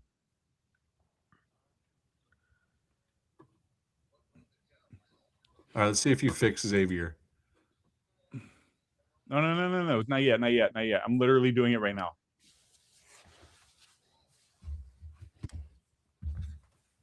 All right, and now give me. Hey, Southern Illinois just scored again. Insurance run 9-7 Salukis. Yep, Murray State, smell ya. Oh, I wouldn't say that. Smell ya. It just sets up the comeback to be even more special. What is it? Hey, Noah, you're a hockey guy. Don't people say 2-run lead is the most dangerous lead they have in a game of hockey? Yo, how sick is Northern Illinois with the middle finger to the Mid-American Conference? Going to Horizon League for everything and the Mountain West for baseball. How sick is that? Mountain West or Horizon? Horizon.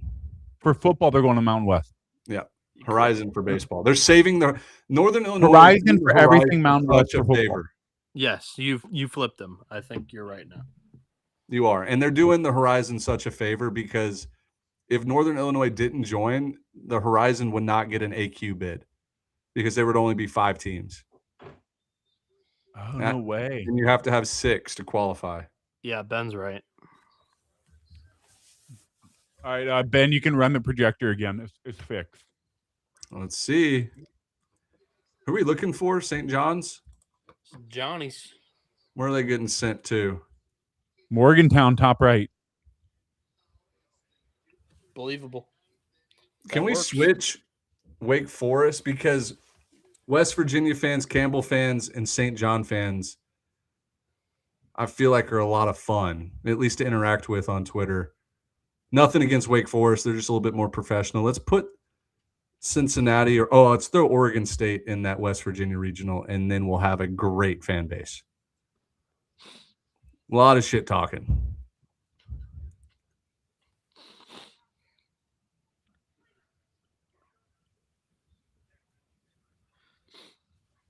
Have we talked about the Citadel yet?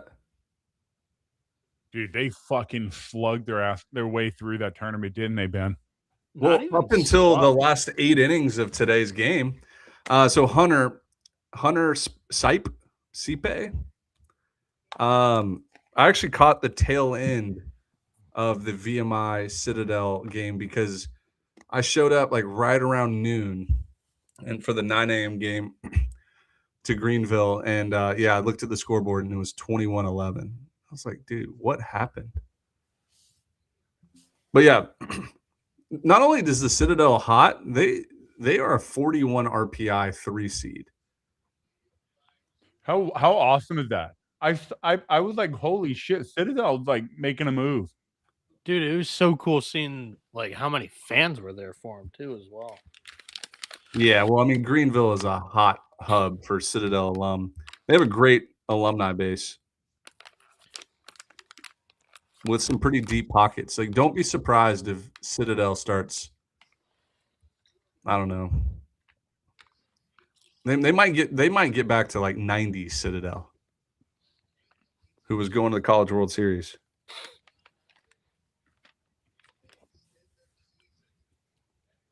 Guys, we have had 12 tickets punched so far. Hell yeah! I'm tweeting out the graphic right now for all the tickets punched so far. Graphic is coming out in 5, 4, 3, 2, 1 out. Did we get Yale up? I did Yale a long time ago. It's not up on Instagram. That's why I wanted to make sure that we posted on Twitter. All right, 3-1 count for Murray State. Leadoff hitter, bottom 9. Do the Racers have some magic left? Ball 4. Crowd goes crazy. Tying run to the plate. I'm telling you, we're going to get some late game magic. Dimitri, stay on. Hey, why don't we just? I got a shower. Why don't we just show the stream? Why don't we just show the stream? You want me to bring the camera into the shower? Yeah. No, you put the game on. You go shower and do everything. But you want me to put the game on while I'm showering? Yeah, chat wants the game on. Yes, please. All right, here we go. Live reactions to Murray State, Southern Illinois. Hey, Tyler King, dude. See a chug, send a chug. That's the rules, right? Hey, Dimitri, you want to know a funny story about Tyler King? I've known him. Send a chug. Dimitri, I've known Tyler King since I was 4.5 years old. His dad was my first T-ball coach. My parents bought his parents' house that I grew up in. I've known him forever. Saw him at ABCA too. He's doing well. Shout out to Kingwood. No. Wait. What game do you guys want on? Murray State. Please. The Wildcatters, whatever they are. Houston Wildcatters. Hey, yo. I meant to come in here and say this. Oregon had a bona fide 3-man rotation. This is an Omaha team, by the way. This is a 2 seed you do not want. I still think they're gonna host. It's crowded, man. Mississippi State might get bounced if that's what happens. I'm telling you right now, Ben. If I'm a Mississippi State fan, I'm not comfortable yet. Because who are you going to bounce? Who are you going to bounce? I mean, Mississippi State or Arkansas, maybe A&M. Now, how much weight do you want to give on the conference tournament week? I don't know, but Arkansas, the only reason why they were kind of out is because they lost 2 games to Stetson on a Sunday and a Monday. So it's like, you know what I mean? That's the only reason why their RPI is where it is. If they win one of those games, they're like a guaranteed host.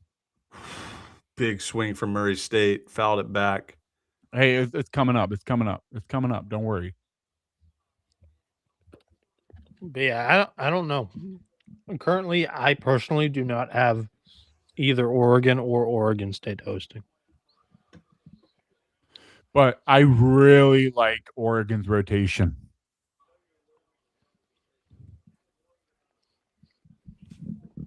Oh, you're a pitch ahead of me. 2-2 count.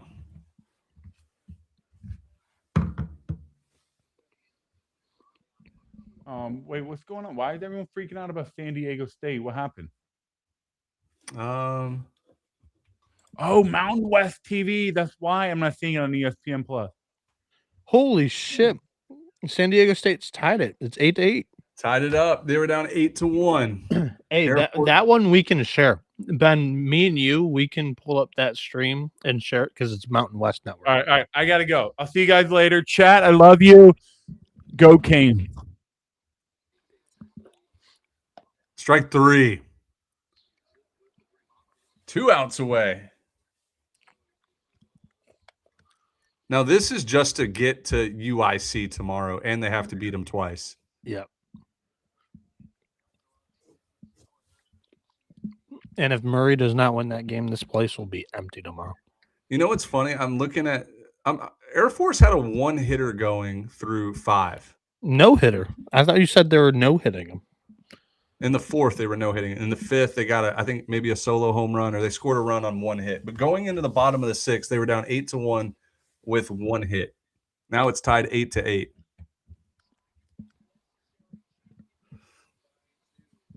All right, don't need a homer here, Murray. So I think the same thing happened last year. Cal Poly went through the losers bracket of the Big West tournament. They run-ruled Irvine game 1, and then game 2 of the championship series was electric. Cal Poly just got run-ruled. I think tomorrow's game is going to be one hell of a good one. It should be both of these teams' aces against each other again, which is what we saw on Thursday. Griffin Ness will come back. He's a rubber arm. And then Steele Murdoch, if he's good to go. Because we saw Ness do that last year. Here, do I go Mountain West Network? And then we share it in the other window? Like a smaller window? Keep eyes on both? Go ahead. 2-2 count.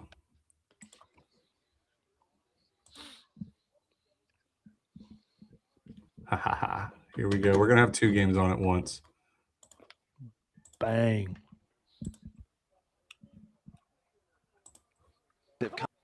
Tie it. Oh, turn the audio off. Audio off. I don't know how to do that. Season is over. The winner goes to the championship. There we go. Boom. Let me scroll up a little bit. Everybody able to see this? No, wait. We want the Murray game big. Yep, I flipped it on accident. I was adjusting the audio. All there we go. There's a walk, first and second. Dude, I'm telling you, we're going to get some late night drama. The fans might storm the field here. 1960s style. I would love that. Storm the field for an elimination semifinal? Yeah, would love that. Yes, please. Air Force struck out. Beautiful uniforms. I love Air Force's blues. I love San Diego State's whites. Those, I mean, great uniform matchup here. Yeah, San Diego State's set is nice. What do you think old Skirka's telling the boys right now? Pass the bets. I say, hey, he's not throwing a ton of strikes. Maybe take a strike here unless it's middle. But Murray State did such a good job last year in the postseason. Yep. Not swinging for the fences. There was a lot of long at-bats. An entirely new position player group, though. Like, all they brought back was Cunningham. Connor Cunningham, and then they added Chisholm from Ole Miss, and the rest was just transfer portal. Yep. They basically traded Dom Decker for Chisholm, huh? Yep. 9-hole hitter.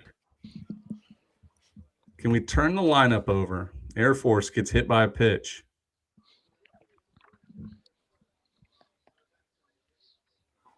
Ball 1. This is why I can never be a pitcher. Like these moments. Who's their leadoff hitter? Is it Cunningham? I feel like he hits like 4 or 5. Can't say I watched too many Murray games this year though. Well, I watch. I just don't watch on audio a ton. I don't know players by their name or by their number or batting stance on Murray State.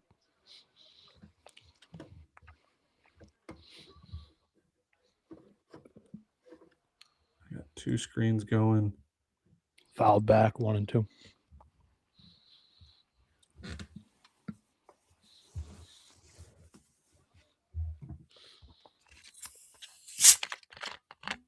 Hey, Simon Grove said Murray kept Luke Mistone too. Oh yeah, he's one of their best hitters. Yeah, he's doing well this year. Yeah, he's probably their 2 or 3 hitter. That's where they're working at to get back to. I was literally pulling that up right now. It's loading. Dude, the wind is howling in Arizona for this Mountain West game.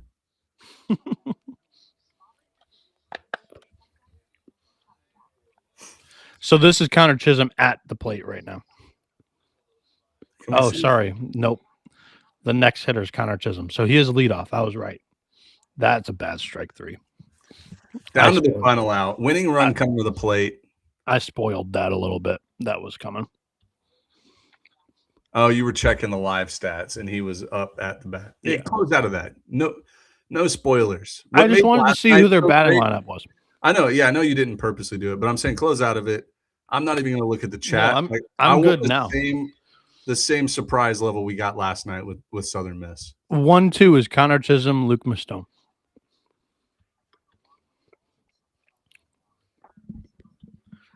Strike one, 12-6 curve. Bang.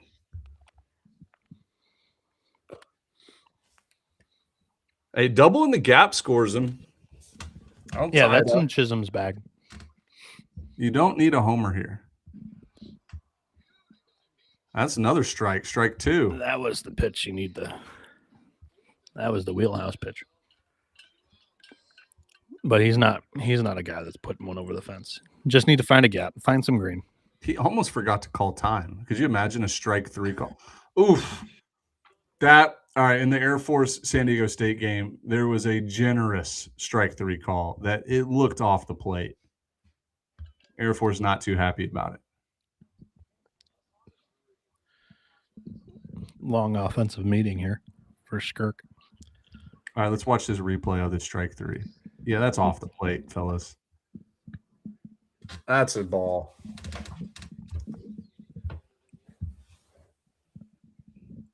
Did they just use an offensive meeting after an offensive meeting, or did they go offensive meeting, strike out, then next bat offensive meeting? That might have been a pinch hitter. The bat before. Air Force gets gunned down at second. Going to the bottom of the eighth, tied up 8-8. And San Diego State has all the momentum. 0-2. And the pitch. Oh, he rung him up. Got him looking like a house standing on the side of the road. You got to swing the bat, dude. You looked at all three pitches. You can't throw a hissy fit if you don't swing the bat at all. They're going to fight. They're going to fight. They're going to fight. They're going to fight.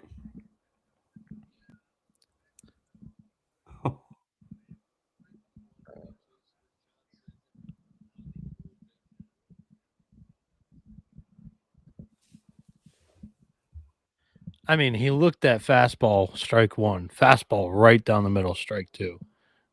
Or, no, it was fastball right down the middle, strike one. Fastball in and low. Lefty's wheelhouse for strike two. And then curveball. I mean, it's a hanger. You gotta swing at that. I would love to see a replay. I don't know. Those pitches might have been in, but I mean, credit to the SIU closer. He barreled down at the end. He slammed his glove, which is crazy, but okay. Psycho closer alert. Yeah. Nate Johnson, I believe was his name.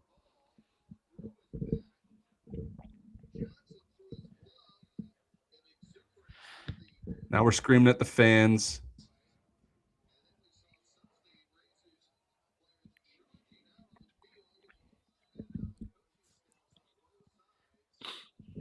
Dang. Well, the nails from the Salukis. You know what, Murray State? I would trade lives with you in a heartbeat. Go to Omaha last year. Don't go to a regional this year. I would trade. That looked in. That looked a little in, but college strike. You got to swing the bat, dude. He went up there and looked at all three. I have no sympathy. And I literally hate watching like him throw a fit afterwards. Like you left it up to the umpire to make a decision. So UIC gets Southern Illinois. What time is the game? 1 p.m. So 2 p.m. Eastern tomorrow. They win it, they will go to the regionals. If they lose it, they got to run it back.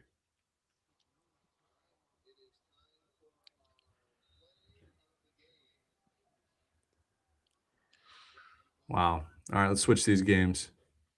Let's do it. Bang. And we can hide this one now. Nope. Switch back. Yeah, just hide it.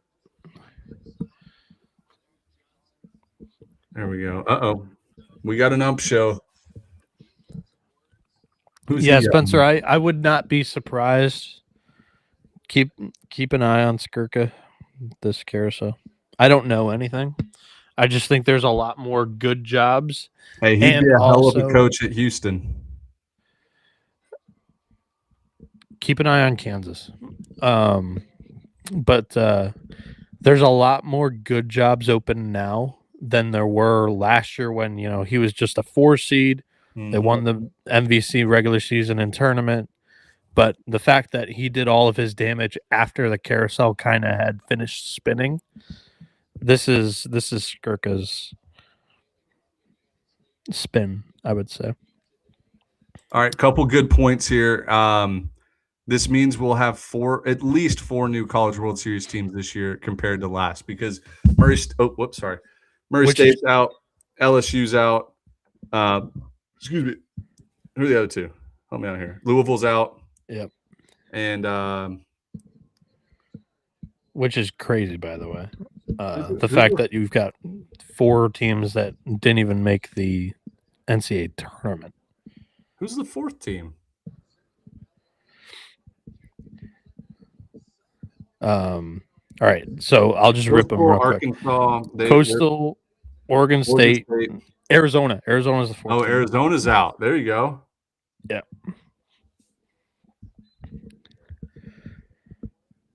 That is pretty cool that we're going to get 4 new guaranteed. I think it's crazy, honestly, that it worked out that way. There was another good point I wanted to run through. Oh, here we go. I was going to keep going through Skirka, but go ahead. Justin Goodland said it would be hilarious if 3 directional Illinois schools make it, with Eastern Illinois, Southern Illinois, Northern Illinois all making a regional this year. That's funny. 3 wins away. Yeah, that's funny. Yeah, NIU's already punched their ticket. That is really funny. So yeah, with Skirk, I think the number one destination for him, like, you have to think too, like, Skirk is a JUCO guy. He played JUCO and he recruits JUCO extremely well. If Fitzgerald, who's one of, if not the top name on the carousel right now, if he up and leaves, that creates a spot for Kansas. If they don't promote from within, you're looking for a guy that can emulate the success with the same type of formula or ingredients, right? So I think you're looking at Skirka, who's in the Missouri Valley, same kind of footprint that he's recruiting at Kansas, same type of JUCO, area and focus, with a little bit of hint of portal. You saw Skirk dip his toes into the portal this year and spend a little bit of the money that they committed to him for that roster. I think also Indiana could be at play if Indiana makes a move. Indiana's kind of one that we're sitting on pins and needles, thinking what could happen here. Houston and Grand Canyon. I think those are the 4, probably in that order, for Skirka this carousel. Yeah. I think he goes somewhere, dude. He's going to leave Murray State in a better place than he found it. That's always respectable. Yeah. He's going to be highly sought after. He's just a genuinely great dude, too. If he doesn't have a statue, he'll have his name on, like, the dugout or the hitting facility. Like, he's already done everything that he can do at Murray, I think. This is a good point from Spencer. Do you really think schools won't be able to pay enough to buy out an extension at Murray State? Be serious. My coaches sign extensions at power conference schools and take jobs the next offseason. Yeah, I don't imagine his buyout's just the rest of his contract, right? So if it's a 3-year deal, no, I don't know if that's necessarily true. I think they negotiate a buyout price. No, I think the buyout is the rest of the remaining contract, isn't it? I could be wrong, but I thought there was a buyout price. There might be. I don't know. I've never looked at the contract. This is a great point. Because last year Hallmark was on an expiring contract, but he still would have need to have been bought out. I don't know. I'm sure there's a lawyer here in the chat somewhere. Tyler King says, can we talk about the three different directional Illinois schools aren't in the same conference? Yeah. Yeah, mind-blowing. And we're in Western Illinois is in the OVC as well. So at least they share that with Eastern. Then you got Illinois in the Big Ten. Illinois State in the Missouri Valley. Yeah. If Creighton State St. John's in Nebraska gets to host or Jay's head to Lincoln, yes. 10,000%. I don't know if they would do that. They've already played like 4 times this year. What does this mean? 3 times. Mr. President, there's been a second moth. Yeah, there's moths flying around at this Longwood High Point game. Oh, how's that one going? I haven't even checked that game. 4-2, bottom 7. This is the last game going, besides that Air Force San Diego State game. I would say, like, let's start picking some of the remaining conference tournaments, but we're vibing and we've got the San Diego State Air Force game up. So, all right. So James says, yeah, usually you have a buyout price that is higher than the remaining contract to prevent coaches from stealing your coach or schools from stealing your coach. Sorry. Yeah, but at the same time, like, I've seen that work in the basketball world where a guy signs a contract to increase the buyout because they know he will be, sought after in the coaching carousel or like that off season. So I saw that actually with who was it? It was High Point, I think. I got to turn this High Point game on my phone now. High Point's coach went from High Point to Creighton as the associate head coach. Why did he do that? Well, he was previously the assistant under Coach McDermott, so he was basically the head coach in waiting because McDermott retired after this season. We got tying around the plate for High Point, bottom 7. Yeah. Runner on second, 2 outs. What's your count? I got 2-2. I got 1-1. You're ahead of me again. I've got it on the TV that's consistently been behind all night. What's up, Attack Eagle? Big fan, longtime follower of you. High Point almost just ran into an out on the bases, but he's safe. Okay. What's the percentage chance that USM can avoid an SEC team in their regional with a 17-32 seeding? Are you talking just 2 seeds? Like, I think there's a chance for a 2 seed to miss, but you're probably getting a 3 seed SEC team. You're getting an SEC team, which is going to be Oklahoma. Which last year Alabama went to in barbecue. I don't even know why you would be afraid of the SEC team that's not a host. Every SEC team that's not a host, I have all of the SEC teams that can breathe are hosting. High Point, RBI single. 4-3.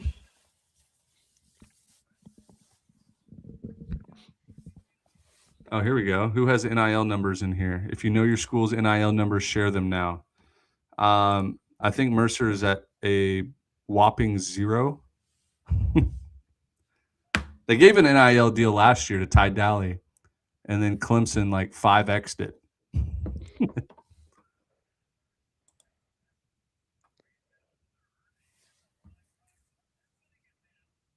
Oh, is this Sojun O for High Point? Yes, it is.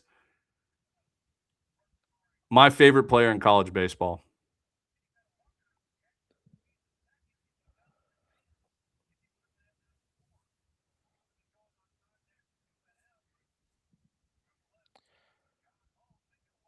What are we arguing here? Catcher's interference?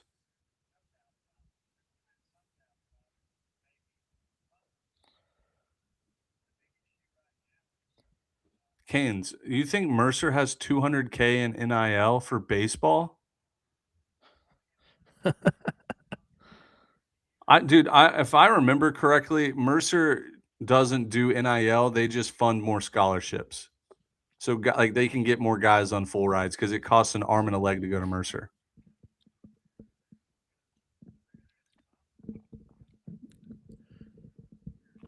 I'm curious. Big South. I don't have the sound on, so chat, help me out here. High Point Longwood. What are they arguing here?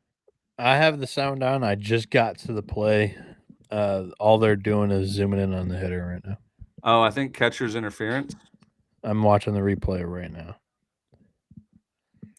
Hey, 9 out of 10 times the hitter is correct with catcher's interference. He did not hit the catcher's glove. He said he did.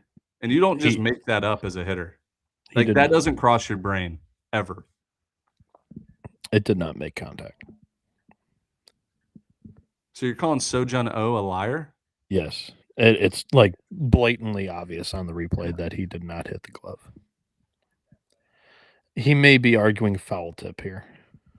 It's not catcher's interference. I could see a foul tip. What do you mean arguing foul tip? He definitely tipped the ball. What do you? So was it called a foul ball? Oh, and here goes San Diego State taking the lead. 10-8 Aztecs. What a crumble job from Air Force. What a comeback. What a comeback for the 1 seed, San Diego State. Now they have to beat Washington State twice tomorrow, assuming they hold on to the lead. Look at that celebration. That's amazing. Yeah, I wonder if they did not call this a foul ball on the play, because this is a foul ball. It's not catcher's interference. The bat doesn't even get to the glove. Yeah, I just saw that replay. It's not.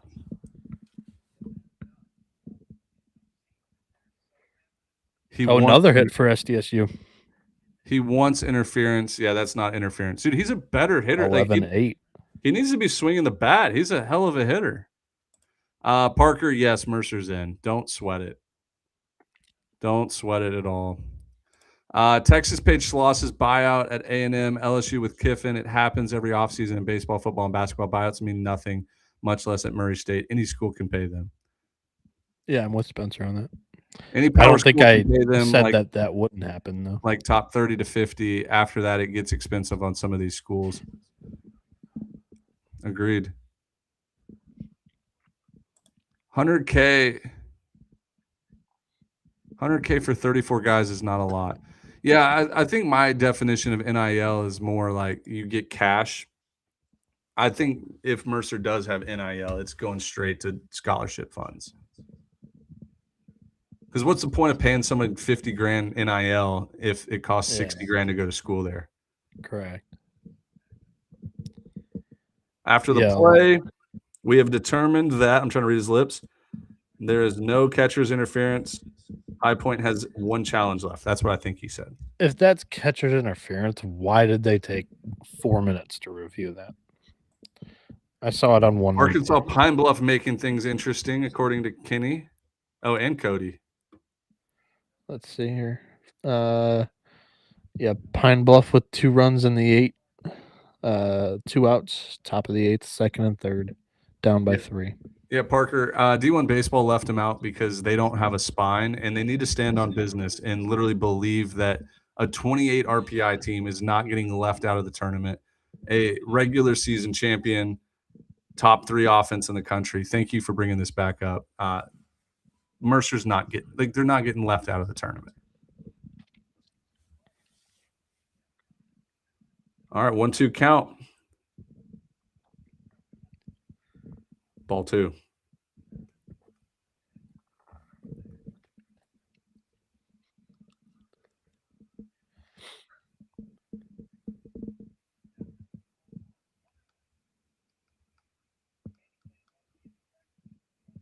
I think High Point needs to join the SoCon. Let's get High Point and Campbell in the SoCon. What do we think about that? I think High Point loves where they're at right now. In the Big South, you don't have as many competitors for those auto bids, and you are by far the biggest spender in that league.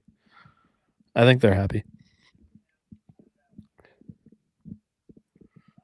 If High Point makes a move, it'll be to like the A10 because they're a private school league and struck him out. Private school. Longwood strikes out Sunjayo. Going to the 8th, 4-3 Lancers. That's what Sunjayo deserves. Sojun, I mean, not Sungjae. Sungjae M is my favorite golfer. Sojun, though. My apologies. Sojano, that's what he deserves. He tried to get a catcher's interference for no reason. All right. We've got a review on San Diego State Air Force and High Point Longwoods on commercial delay. I'll pull up 11.7 conference tournament brackets, and we're going to start picking some of the remaining Sunday brackets, Benjamin. Let's do it. And then we can get out of here with just 2 games remaining on the night. All right. We will start ACC. We've got North Carolina and Georgia Tech. I'll take North Carolina. I'm going Buzz Boys. You get revenge after losing a series earlier in the year to North Carolina. Yes, hey, if North sir. Carolina Just wins even it this, up. do they jump to the 2? 3-1 against Georgia Tech head to head? I think they've been the 3 in my mind almost the entire time. I think they just get 3. All right.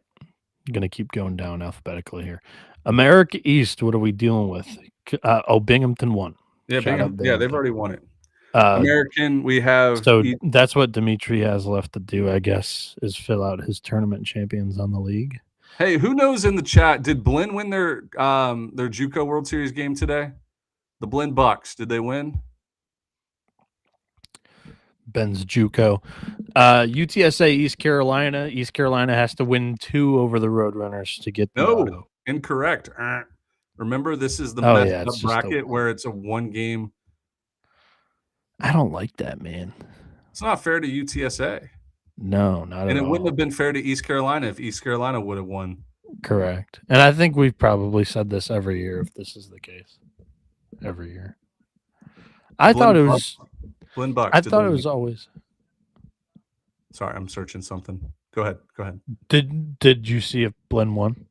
Nobody's replied yet. Nobody follows JUCO baseball yet. I thought the American used to be 2 different pool play, but yeah, it changed obviously. Blinn lost 13-3. Yikes. Ouch. Double elimination bracket, I assume. Yeah, dude, the JUCO World Series bracket is crazy. I know. There's teams that get like everybody plays a first round game, but then there's a second round bye for select teams. It's weird. I think it's a 10 team or 14 team bracket, and there's weird buys. Oh, Blinn won. Who? All right, timeout. Who said they lost? Kenny. Blinn lost 13-3. Lost. And then Parker said won. Blinn won. Kenny. Sorry, 13-3. Blinn won. 13-3. Yes, 13-3. Blinn won. All right, timeout. Somebody kick Kenny. You're out of the chat. Not allowed to reply anymore. You're in timeout because my mouth went. They're a top 2 team in the country. They don't lose by run rule in the first round. Get out of here. Good for the Bucks. Good for the Blinn Bucks. All right. So East Carolina UTSA, just a 1 and done. What time is this game first pitch? Noon on Sunday. I'm gonna go with I'm gonna trust that UTSA has an arm or 2. I know that their knock on the team has been the depth on the mound. But they've played less games. I have to take. I'll take UTSA. Can't spell nutsack without UTSA. Greatest shirt ever printed. Bang. All right. A-Sun, we got the winner in Lipscomb today. Yep. Congrats to Lipscomb. Over North Alabama. They punched their ticket in game 1. No game 2 needed. I think there were extra innings needed. A-10 will continue tomorrow. A winner go home game as Rhode Island forced it. Or no, VCU forced it against Rhode Island. It is VCU Rhode Island for a ticket to the big dance. I'll go VCU. Yeah, I'll go VCU too. Pre-tournament. In our conference tournament pick 'em, I picked VCU. All right. I like the momentum that they're carrying a little bit, and they've had to win a couple of these slugfests. Like this last game was 18-16. So yeah, I'll go Rams. And then Big 12, congrats to Kansas for run ruling West Virginia. Yep. Big East, the Johnnies are in the driver's seat. They have to be beaten twice by the Blue Jays. One word, Blue Jays. Correct. Two syllables. I'll take the Johnnies. They've been the best team all year. I mean, yeah, I haven't watched. This was one of those tournaments that I got so lost in because there were so many full days of rain delays, and like I didn't know who was playing who. I got lost in the Big East tournament. Got lost in it. Yep. Not proud of it. Man enough to say it. Give me Creighton. They were my pre-tournament pick. I believe in their arms to get them through the losers bracket here. I'll go Blue Jays there. Big South. Well, Upstate's in the driver's seat, and looks like they're going to probably play Longwood. Yep.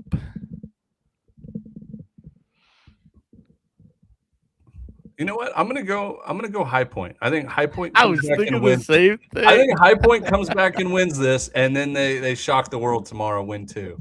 I was thinking the same thing, but I'm not gonna do it. I mean, Longwood's up by 1, top 8 with a runner on second, nobody out right now. They're knocking on the door for insurance. So, what kind of odds could I get at Vegas for High Point live right now to win today +2 tomorrow?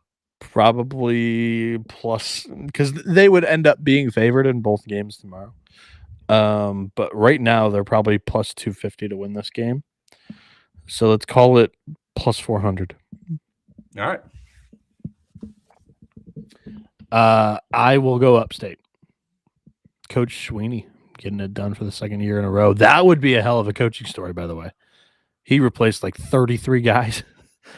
Yeah. Crazy. That's the Big South. Big 10. We've got UCLA and Oregon. UCLA's won back-to-back games, back-to-back San Diego State. Oh, they counted that as a drop? Diving play. He 100% caught it. And they said he dropped it. Oof. Wait, let's watch this replay. Oh, it bounced. Not a catch. Bounced. Lead off single for Air Force. Let's go, troops. So UCLA off back-to-back walk-off wins, walk-off hits by Moulavai-Levu. They're in the championship. They're playing Oregon, who has smashed Washington and smashed Nebraska and looked like an absolute buzzsaw right now. Big hit from Longwood, rope down the left field line. Into the corner, left fielder having trouble picking up the ball. That's definitely one run. I think this might be a triple double. All right, 5-3. Longwood. Lancers. My pick is going to be Oregon. And dude, how are you picking against UCLA? They do the same thing every game. They get up early. They either get tied or losing late, and they come back and walk them off and win. I'll take UCLA. I'm sticking with the pick that I said. UCLA was my 1 seed to not win a conference tournament. Ooh, you're in trouble. I am in trouble, but it's only 2 points, and I'm not winning anyway.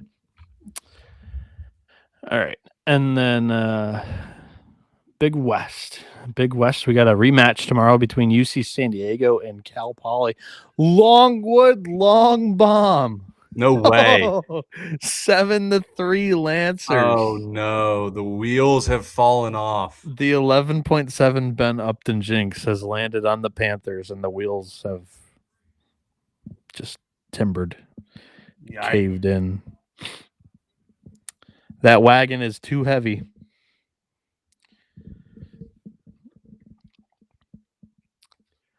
But yeah, Big West, UC San Diego made the run from the losers bracket to take on Cal Poly for the third time in the same weekend, and we're expecting the same pitching matchup as we saw on Thursday. Steele Murdoch for those Tritons and Griffin Ness for the Mustangs. Ben, who's your pick? I'll take Poly. I think they're better overall, and I think they punted this game after they got down. They'll be ready to go tomorrow. They're a team that they can make some noise in a regional. I'm with you on every step.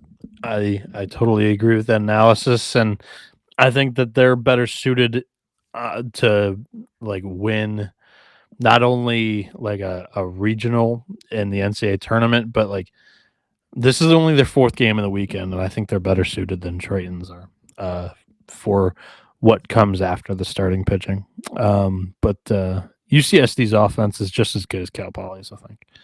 So that's where I think it gets interesting. But it would be cool to see UCSD make their first postseason trip. First D1 NCAA tournament trip. They were a regular postseason team in D2. CAA, this is one where has been on the on Flow Sports. I have not watched a second of this. What are we looking at here, though? So you said that Northeastern beat Campbell. Oh, that was right here. Yep. So no, tomorrow's winner take all. Campbell Northeastern. I know that for a fact. I just looked it up. Okay. Yeah, then I don't know what happened in this bracket. I didn't watch any of this today. Campbell wins. They have to beat Northeastern twice. Mm-hmm. I'll go Huskies. That's also a hell of a coaching story, and with Harrison Feidenberg being like the leader in that offense, he was like the only one that came back. But yeah, that's also another name on this year's carousel to keep an eye on, because last year also not many spots for Glavin to land, and he signed an extension with the Huskies. I don't see him really leaving the Northeast, but if Interdonato takes off, Boston College would be a natural landing spot. Conference USA, we have that Missouri State and Jacksonville State game still taking place. Missouri State's up by 2. Actually, no, it's Missouri State and Liberty. I don't know what's going on here because Jacksonville State already knocked off DBU earlier in the day. They are sitting in the championship game, awaiting the winner in Missouri State and Liberty.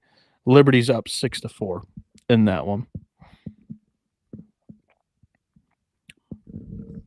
Jack State was my pick to win the tournament. I'll stick with the Gamecocks. I'm going to go with I think Liberty. I think Liberty ends up winning tomorrow, and then they win the title. Jacksonville State's kind of been playing shaky this tournament. Like, they haven't really looked comfortable. They played some tough teams, but yeah, I'll take Liberty. All right. Horizon's already done. Milwaukee, shout out them. They upset the Raiders with a walk-off home run. So sick. And fun fact about that walk-off homer, it was a catcher's interference too. No way.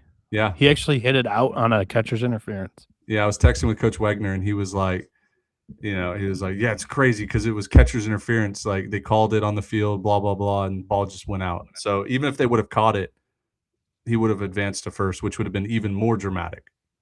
Wow. Yeah. Wow. I have never seen a catcher's interference where the ball flies to the outfield. I know. Exactly. The MAC got decided. Ryder knocked off Fairfield. Never fade Ryder. Right. I pick Ryder every year. The Bronx. Northern Illinois beat Toledo in the MAC, the single A MAC. You're welcome. I picked that pre-podcast. Yeah. Valley, UIC and Southern Illinois at 7 p.m. tomorrow night.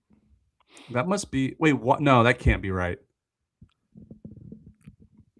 It can't be right. UIC and Southern Illinois? Unless it's like on ESPN2. and there's TV time slots. There's no way they're playing at 7 p.m. tomorrow. It is labeled Saturday, I guess. Because Southern Illinois has to beat them twice. So you think they're playing at 7 and 10 p.m. right before Selection Monday? No, probably not. Yeah. I'll look it up. Probably not. Good call. A thinking brain rises above all else. So it's 2 p.m. 2 p.m. Central Time, I think. Okay. So 3 Eastern. And then Mountain West, we're most likely going to see Aztecs Cougars, 1 and 2 seed respectively. Washington State, San Diego State. I'm going to go Cougs. I've been on Cougs since the beginning of the tournament, waiting for my 2 points for the conference tournament pick'em. Yeah, San Diego State's been my favorite team in the league. I think I even took the Aztecs on our pick'em, but I do think the Cougs sitting in the driver's seat and this field catering more to the offensive-minded teams. Washington State, they're my pick to win. Well, San Diego State just wrapped it up. I know. So they got to beat Washington State twice tomorrow. But, I mean, they definitely can. They won the league outright. So yeah. Long Island and FDU were playing tonight. What was that score? Did it get rain delayed? Like where they didn't even start?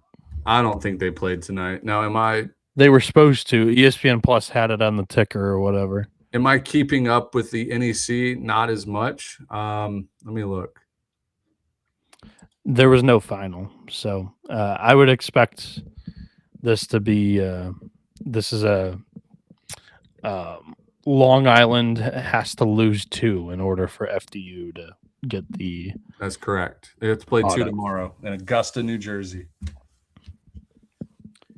Shocks. Fins up. Are you in agreement there? Yeah, I'll take the Sharks. They ain't losing twice. I'm really excited for this OVC game tomorrow. Mm-hmm. It was a good game tonight between Eastern Illinois and Little Rock. EIU led for majority of the game, and Little Rock had a big final 3 innings to force a, if necessary, game here, Ben. Yeah, Little Rock the last 2 years in the OVC tournament is something like 8-1 combined. No way. Dude, Little Rock. I didn't know that. Yeah, they're dangerous. Or I guess I did know that because they obviously won it last year, and if I just use my brain, like max they could have lost was 2 games. How many wins do they have in this one? I think they went 4-0 last year, maybe 5-0. Little Rock 1-0, 1-1, 2-1, 3-1, 4-1, 5-1. They still need another win. So they might be 9-1 the last 2 years. Crazy. Give me. I'm sticking with my pre-tournament pick though. I'll go Panthers. Am I frozen? I don't know. I can't see you on my. I think I'm frozen on my laptop. I can't see you. There we go. You're good. You're good. Now I am. I think I was frozen for a little bit.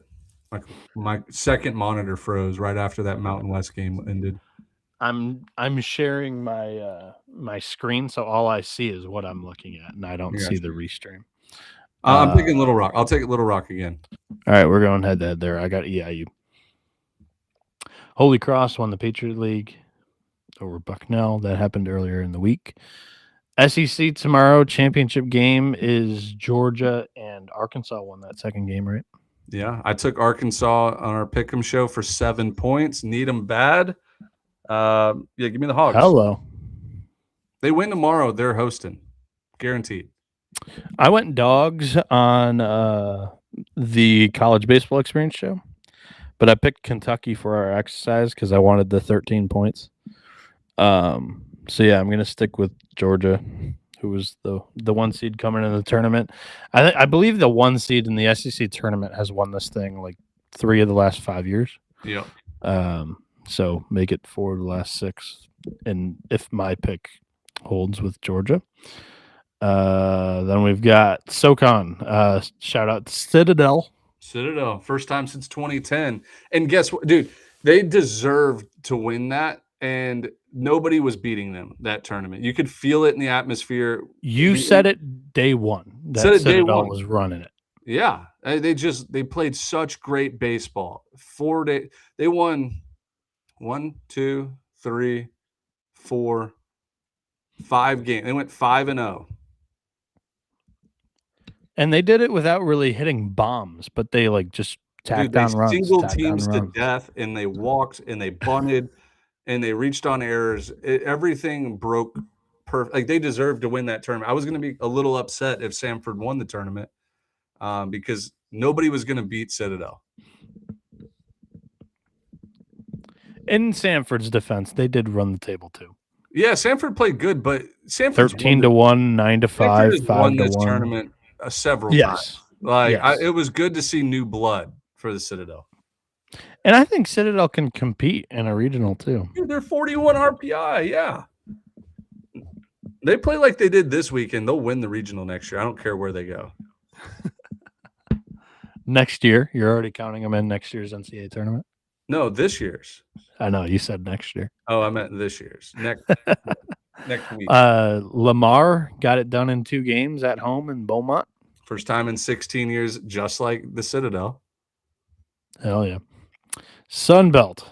Oh, man. So we've got Southern Miss and Troy doing battle early in the morning. The winner of that meets Louisiana in the final. This is incorrect. Yeah, we gotta fix that. Don't want to mislead the audience. I'll say I'll pick whoever wins that morning game, Southern Miss or Troy. I do think there is a weird psychological and physical advantage to playing before and winning. Like playing that second game, you're loose. You've seen pitches come in. You're familiar with everything. I don't think it's going to be a pitching. Now, dude, if Troy wins that first game, they might just punt the second game and just think they're in, right? Like. You can't, though. I know you can't, but I'll take whoever wins Southern Miss Troy to win. Louisiana's probably celebrating right now. They're in the tournament. They're locked in. I don't ever really want to jump the gun and say anybody's locked in. They're definitely bubble. I think they're on the right side of the bubble. I think both teams should feel the need to win that game. And if Southern Miss wins it, they can say they swept the regular season and conference tournament titles. We're a top 8 team, blah, blah, blah. I think all 3 teams should need and want to win both games tomorrow. In Louisiana's case, just the one. Give me the Golden Eagles. They just typically play really well on the boardwalk. And yeah, they win it again. And I agree with you, like psychologically, getting a game under your belt on that day instead of going into the first game, first inning, dry acts. I think always, momentum plays. Well. Yep, it does. So FAMU plays Alabama State. That game went final, right? Went final. Yep. Florida A&M. I'll take them to win it. They've been the second best team all year. In the SWAC, and I like the Rattlers. I agree with you. We got 2 more leagues to go as the Summit League. South Dakota State is your champion. The 4 seed, who is 20-31 entering. What were they in conference? 12-15. Dang, below 500 in conference too. Also, St. Mary's won the WCC, and Tarleton won the WAC. So we're done. We're done picking the winners. Look at that. Look at us. The final game that's going tonight is Longwood 7, High Point 3. High Point in the bottom of the 8th with 2 outs, runner on second. Looks like it's going to be Longwood, South Carolina Upstate in the Big South Championship games tomorrow. Benjamin, anything that you want to say before we get on up, get on out? Nope. I'm about to go brush my teeth, lay on the couch, watch the end of the High Point game. I guess that's the only game left on. That is, by the way, I think that is 2 straight nights, 2.5 hours on the dot. On the dot. We love it. Hey, we love the chat. Yeah. I'm starting to get addicted to going live. It's more fun than listening to Dimitri just go on tangents for a 2.5 hour pod. Well, and also I don't feel as bad just blowing up your guys' phones like this just happened. That's fucking amazing. This just happened. This just happened. Yeah. But no, you're the man. Thanks for grinding this out for 2.5 hours. It's fun. Be back. I enjoy it.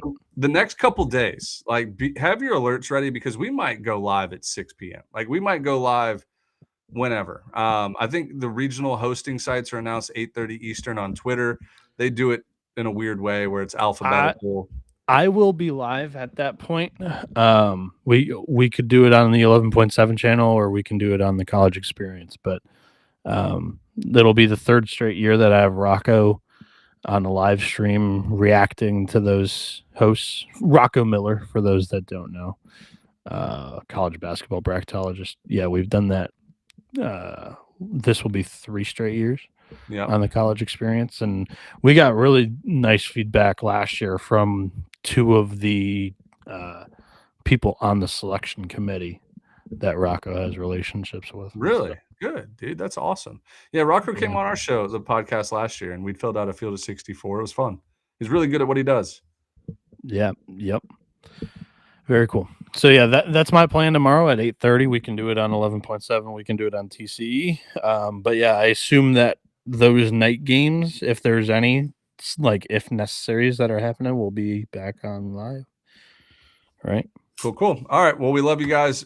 Appreciate everybody in the chat, everybody that was watching. These are fun. We're going to be going